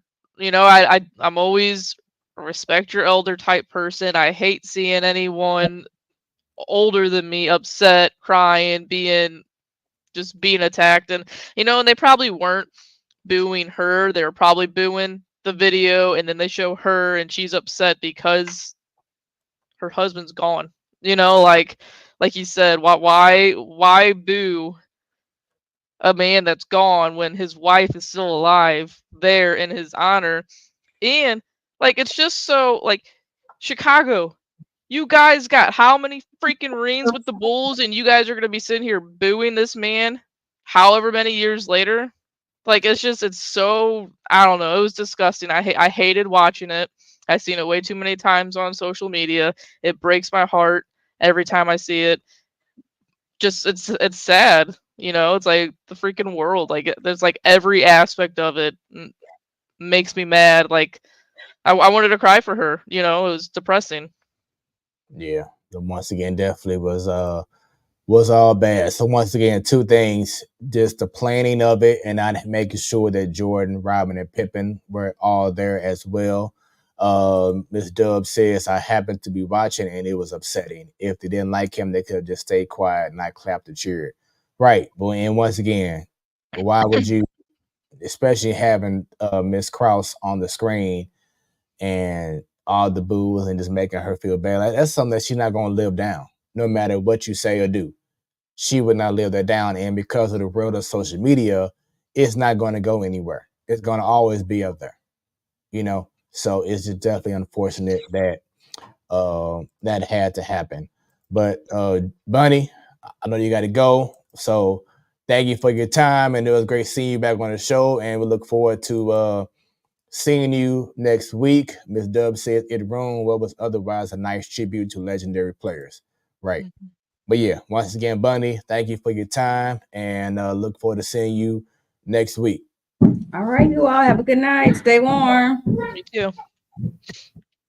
All right, as we continue on from the ring of horror, last Thursday, Joe, I was watching a few NBA games, and a few teams were playing back-to-back games. And for those who don't know, if you played on Wednesday, you had a game on Thursday. And it was like maybe 3 or 4 games that the game was over before halftime, Joe. I mean, it was just that bad. And we know how things are nowadays, in which, you know, people say, well, back in my day, or, you know, Jordan played every game, you know, which I agree, you know, that was the love of the game. But we know how things are different now. But do you feel that the NBA, and I want to go ahead and add this, and NHL, because they have similar seasons. They both have 82-game seasons. Do you feel that both leagues should eliminate back-to-back games? So these games that you were talking about last week, were they back to back and like travel? Yeah.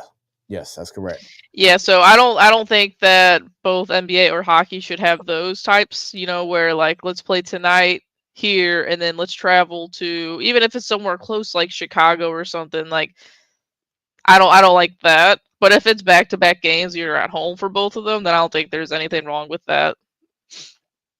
Okay, so only if they are playing back-to-back games at home and not a back-to-back like you're going from LA to New York.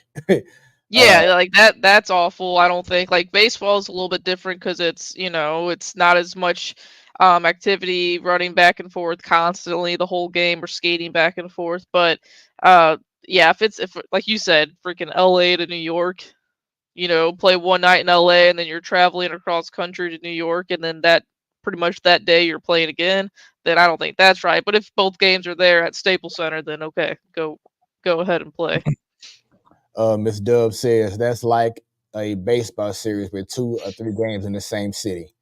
Yeah, but and the different thing is with baseball compared to hockey and basketball is that you're constantly on the field, on the court, on the ice, going back and forth constantly. It's not like you know, you're sitting down for 5, 10, 20 minutes of an inning like baseball and then going back out to the field. You know, basketball is constant action, you know. But if you would have asked me this question maybe 2 years ago, maybe even last year, I would have said, no, man, just toughen up, you know, man, and play these games. But last week, it was the Milwaukee Bucks and the Boston Celtics. They were playing in Milwaukee. And the first half was a blowout.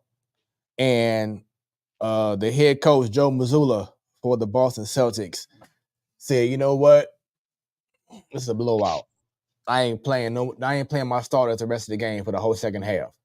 And for me, I think about the fan, you know, first time going to a game and you're seeing your favorite player, Jason Tatum, or, you know, whoever else. Yeah, you did see him for, you know, one half, but for the rest of the second half, you're seeing him just sitting down. You know, it's like you're not getting your money's worth because you're seeing your favorite player sitting down, not because of injury, but because of a blowout, and it was a back-to-back game, you know. So that's the only thing that the NBA, I feel, may need to start considering is try to find ways to eliminate back-to-back games, or at least, like you said, Joe, which I think is a good idea. If you have back-to-backs, make sure that it's at home and not you having a road game here or a home game here and a road game somewhere else. Make the back-to-back be at home, at least, if you do that. So, the league is always about, progressing and adjusting to the times and, making things happen. And I believe our current commissioner, and tip the tongue right now, but he's been amazing in regards to making changes to the game. So Adam Silver is that his name? thank you, Adam Silver.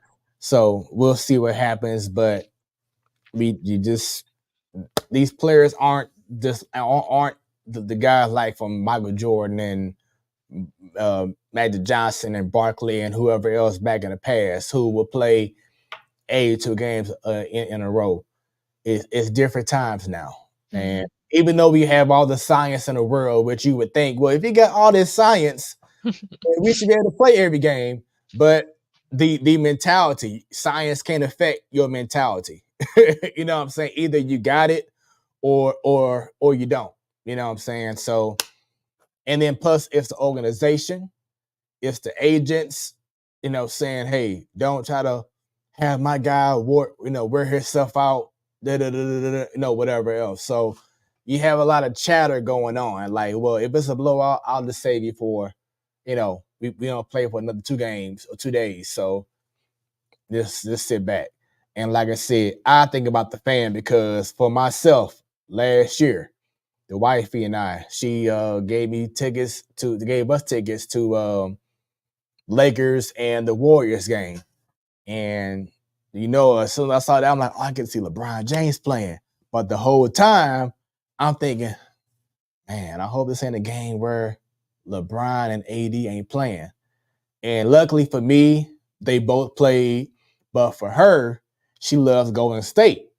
Now, Klay Thompson played, but unfortunately, because he already had a prior injury, she couldn't see Steph Curry. And I know she would have loved to see him play. Now, he was there at the game on the bench, but he didn't play. But you shouldn't have to be worried about your favorite players not playing when you go to a game. And like I say, you don't know who get the opportunity to go to an NBA game. It's not like it's just a guarantee. So you always want to make that first time experience or first time going to a game in a long time be memorable and not be like, well, I was there, but I didn't get to see my favorite players. So yeah, I still remember we did a kind of joint bachelorette party for us, and we both went to the Cardinals game, and I was excited to see Yachty, and Yachty was playing that day. Tony Cruz was. Tony Cruz was behind home plate, but he did hit a homer. So I was like, okay. And I think Yachty came in later and played first base or something like that. But I remember getting there and hearing the lineup, and I'm like, what the hell? I was so upset. I wasn't like, I don't think social media was like super duper big at the time where you get your alerts on your phone with the lineup. So I didn't know what the lineup was when we got there, but that was depressing. But Tony Cruz hit a homer. And now that you brought that up, it reminds me, recall that, and I know it was like early 2000s, whatever, or maybe before 2000, but there was a game in which Mark McGwire had his first at bat, and I think he got called out on the strike, and McGwire did something very mild. It wasn't like just crazy with it, talking to the ump, but he just did 1 or 2 things, and he got ejected from the game. Now, mind you, this is during the time where he had the home run race going on. Yeah. So Busch Stadium was going beyond crazy, and all the fans booed the umpire. I mean, it was just bananas because people are paying their money to see history. Exactly. Yeah. And McGwire got thrown out the game because he was arguing balls and strikes. And then it got so bad that I think Jack Buck made an announcement during the game or after the game saying something about let's show respect to the umpires, they're not perfect, whatever else. So I believe if my memory served me correct, that the very next game they gave the umpire a ovation, kind of like as a my bad dog, kind of gesture. But it's just moments like that where little kids or older people, whoever, whatever it is, whoever you are, you never know when you get another opportunity to see certain players. And Yeah, like this past summer, man, I won when the Astros were in town. Jordan was hurt with his oblique, and he right, didn't travel with the team or anything. And I was like, no, I was so sad. Oh man, but it's still fun, and going to any type of sporting event's fun. But it's just everyone has that favorite player that they want to see, or teams have superstars on their team that you want to see. That when they come to town, you want to see that guy. Like when the Angels came to town last year, everyone wanted to see Trout and Ohtani. right. Everyone has that. And I have plans on going to that Angels game. The first return of Pujols when he with the Angels. I wanted to go so bad, but I think something was going on. I don't know if I had a gig or something, but I didn't go. And I really hate that I didn't go because I know it was just an amazing scene to be there and everything. And everyone played Trout, Ohtani, Pujols. It was just an amazing time. And I wanted to go, but I just couldn't make it at that moment. But like I said, we just get, the league has to find ways to make sure that these players are playing, full games, and not having to endure, these back-to-backs where they may not play to their fullest capabilities because you're trying to recover from jet lag from leaving Portland, Oregon, and go to Miami, Florida, all in one day. That's like a 4-hour time difference right there, Yeah. So we shall see. But this next topic I want to bring up is also pretty cool too, that I want to discuss. So, Joe, during the later years of Molina's career, especially during the times where, I think Mike Shildt got fired. Then we have Ali Marmol, and it's like, could Yachty be possibly a player coach? And I think about it now in the NBA. And do you feel that LeBron James could succeed as a player coach in the NBA? With he how much power he already has already, as people say. Yeah, I was gonna say, like, he's already, everyone listens to him now on the Right. court, and like whenever they're huddled up before and whatnot, like everyone listens to him, so I don't see why he wouldn't be, why he wouldn't succeed at that. I mean, doesn't he have like some say in like players coming in and out too? So I mean, it's like, what else? They say he has that power, to be a GM, the whole nine. But you think about just how smart he is on the court. And if I put my money on someone that could do the job and be successful, and I don't want to be biased, but I love LeBron James. But I think he is that guy that can do it. I can't picture, and I may be surprised by someone else who may come up if someone has a comment of someone else who can do it. But I think LeBron James is like the perfect guy that could be that person to be a player coach because he just has that knowledge. If you recall a few years back, Joe, it was after a playoff game and LeBron was able to recap like a whole series of plays that happened. I think it was against the Boston Celtics. And he was able to do play by play as if he was watching the tape in his face or the recording or highlight or replay as if he was watching it right then and there. And he would describe it every detail of what happened on that play. And it was so crazy because I think they had like a post of one screen showing him at the press conference and the second screen showing exactly what was going on as he was describing the play. And it was as detailed and everything.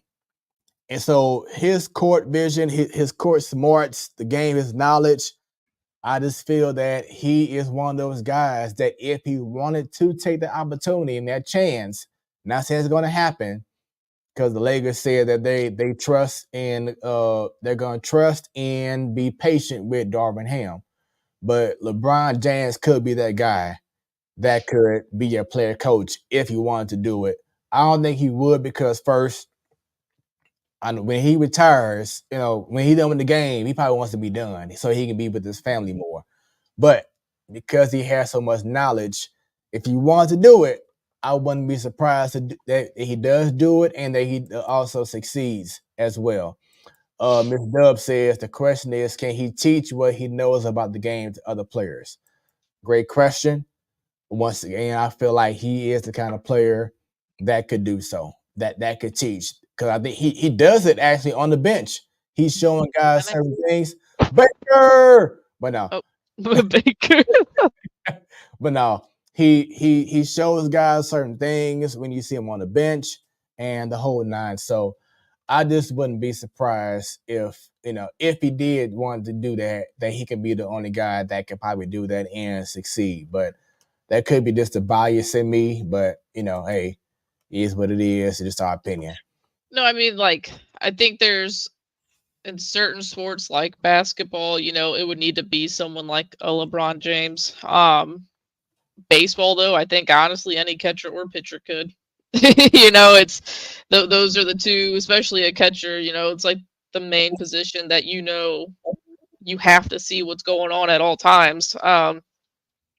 There's time like videos of Yachty recalling, what he was thinking at a certain point, or I just saw this video. I don't know if you follow Pitching Ninja on Twitter or X, but there was a video going around recently of him talking to Greg Maddux, striking out Moises Alou on a pitch, and he was like, "Oh yeah, I remember that pitch. That was probably the nastiest pitch I've ever thrown." And this was like 30 years ago. This guy's remembering. He remembers the sequence and what the ball felt like, because back then, if you hit a ball, they didn't change out the ball when it was scuffed up. Like you got to use it as much as you wanted to until it was out of play.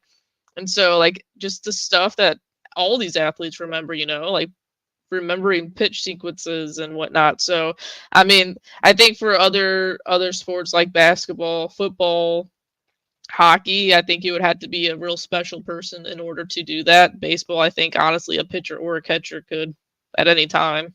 Yeah, and then like I said before, it just takes certain special players to take that route. Not everyone can do it. You know what I'm saying? And but I feel like Yachty and I feel like LeBron definitely could be those kind of players. If they wanted to, they could have taken that role and may have been pretty successful. But going to our last topic of the evening, locally, Joe knows. Last week we had this discussion, and I believe last week, and I apologize, but I kept saying David Bannister, but it's Drew Bannister, the head coach of the St. Louis Blues. And I was talking about how he has been doing as the head coach for the Blues. They had a home stretch where they only came out of the possible, 8 points or so. They only had 3. Had a questionable loss against the Boston Bruins, where Robert Thomas got tripped up and it was a no call by the umpires, referees. But overall, Joe, they lost against the Flyers the other night. The team looked kind of flat. But overall, now it's been a week since my question, I do want to ask, have you really seen a huge difference with this team since Craig Berube left?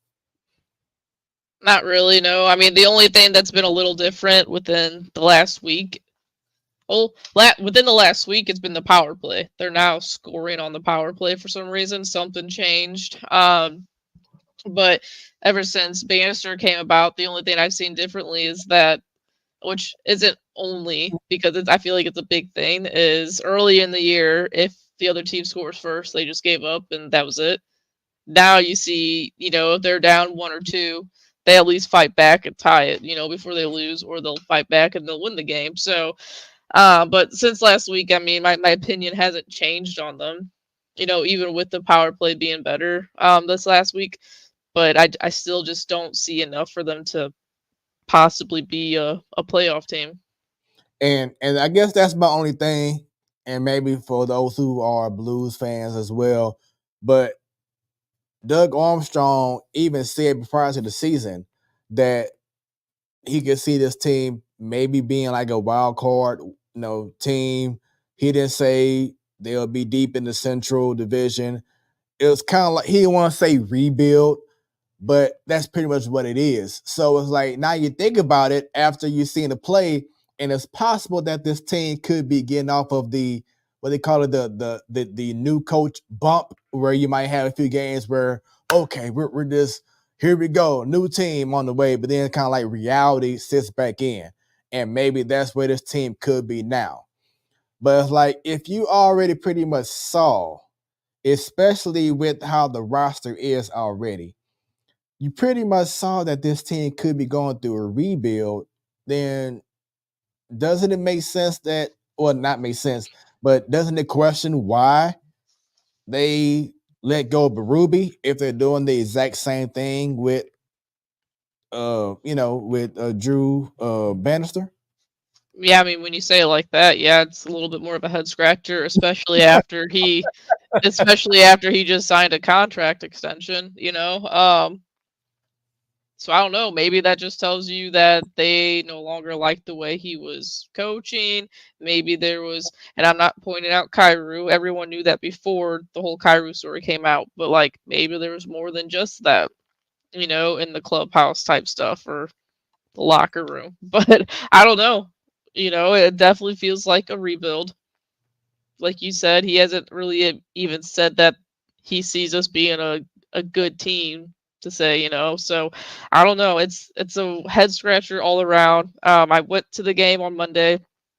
It's the first regular season game I've been to since 2019, and there was the first period was very flat, and I started picking it up a lot there in the third, but I don't know. It just feels weird being there now. The team doesn't feel good, and they're not good. It was just a not a good product that was on the ice. Obviously, you had your usual guys that are going to be good, but it was just still fun going, because it's a good experience. But the team just looked flat most of the game. Yeah, I never felt that Berube was the problem. It's just that guys like Kairu, as I said before, like about the Eagles, or who else I say before doing that NFL talk. But it's like once someone has a book on you, they have time to see how you move, or how you do this and how you do that. They're gonna make adjustments. And the league caught up with Kairu. After he had that great All-Star game weekend where he won the fastest skater, and it was like, oh, here we go. We got a new star on the rise. And then this year, his goal scoring has been abysmal compared to previous years. And it's gone up since Chief has left. So I think that's more of a coincidence than what it is. But I mean, I think Kairu could still be that guy, but it's just I don't like how, and I should have made this my your what's on my mind is Ken Rosenthal wrote an article about young players not getting contracts, in baseball because of Wander Franco, and everyone has been on him about it because it makes him sound like an idiot. Like it's just any sport, honestly. Just some of these younger guys coming up, you could extend them, but why did Kairu and Thomas have to get these 8-year contracts after like one good year? I just don't get that. And I'm not saying young players in any sport shouldn't be paid. I get that was what Rosenthal was trying to say, but he had just had to make Wander Franco the example, and that was the worst. You could say, hey, the Braves have done that with everyone on their team, and they're really freaking good. Like you can get lucky sometimes with like the Braves did, but yeah, I just don't understand why, especially in hockey, when there's a cap, why do you have to give two young guys these 8-year extensions, knowing going into it that one of them had an issue with the coach? Right. And with you bringing that up, that reminds me of Carlos Martinez, because after he got that big payday, he just wasn't the same. And it's like that will kind of decreased because he saw the big payday. And it's like he didn't have that hunger to stay at the point where on the reason why he was signed that amount of money. So I definitely agree with you, is that they went too early on Jordan Cairo. Robert Thomas, he's been having a great year. As you see, he's an all-star this year. But there are just certain players that we just want to see more out. Don't just have one great season and all of a sudden you get an 8-year contract. You know what I'm saying? Let's see consistency and build up to it. And then, okay, boom, you know what? You showed us that over a period of time, even after teams made adjustments on you and you still found ways to make things happen. Boom. Here you go. Here's your reward. And not saying that Cairo was like, oh, I got paid for the next 8 years, so I'm going to slack off. But still, I just prefer that we see more of you first before you get this payday. Like the Cardinals and how Matt Carpenter had that one salsa year, had 55 home runs. I'm just playing, but you know what I mean? And then the very next year, what they do, they signed him for, a huge extension. Now, I know that I'm a Matt Carpenter fan, but you also have to remember that Carpenter was also someone who had like 30 plus doubles and like 100 walks every year leading up to his random power year. So, I mean, he was always a good player. With the Cairo thing, though, it was like Thomas at least, was here for the cup run. Played, was on the team for a couple of years before that happened. And again, I don't hate Cairo. He's a good hockey player. He's a stud. I still think that, but I just don't. Why not go out and add more pieces to the team and instead of just 8 years straight up for Jordan Cairo? So I don't know. I just think it's gonna be a weird, like not weird because hockey and just sports in general is like this, but I just think it's gonna be a dry spell for a little bit with the Blues, man. Like I just don't see them with how good teams like the Jets are and the Predators and the Avalanche and the Stars. Like I just don't think we compete with them, and I don't think we're going to for a little bit. Yeah. So that is our show. I hope that you all have enjoyed another edition of the Platform Sports Talk Show. Thank you to Bunny for showing up and showing out, doing her thing, being back on the show since the I think the first Super Show or second Super Show. But it was great to have her back on the Platform Sports Talk Show. Jobo, it's always a pleasure. To everyone who tuned in, thank you very much. Let everyone know about our show, that they can check us out and every Wednesday. And we're going to just have nothing but great hot topics to discuss, whether it's locally or around the world. If y'all know a sports fan who just loves to have their points, their views, talked about it or whatever, this is the show to do so. That's why we have the Platform Sports Talk Show. So make sure you give us a follow on Facebook, the Platform Sports Talk Show, on the X at 314 Sports Talk. You can email us if y'all know someone that would be a great guest who has a story to tell at platformsportstalkshow@gmail.com.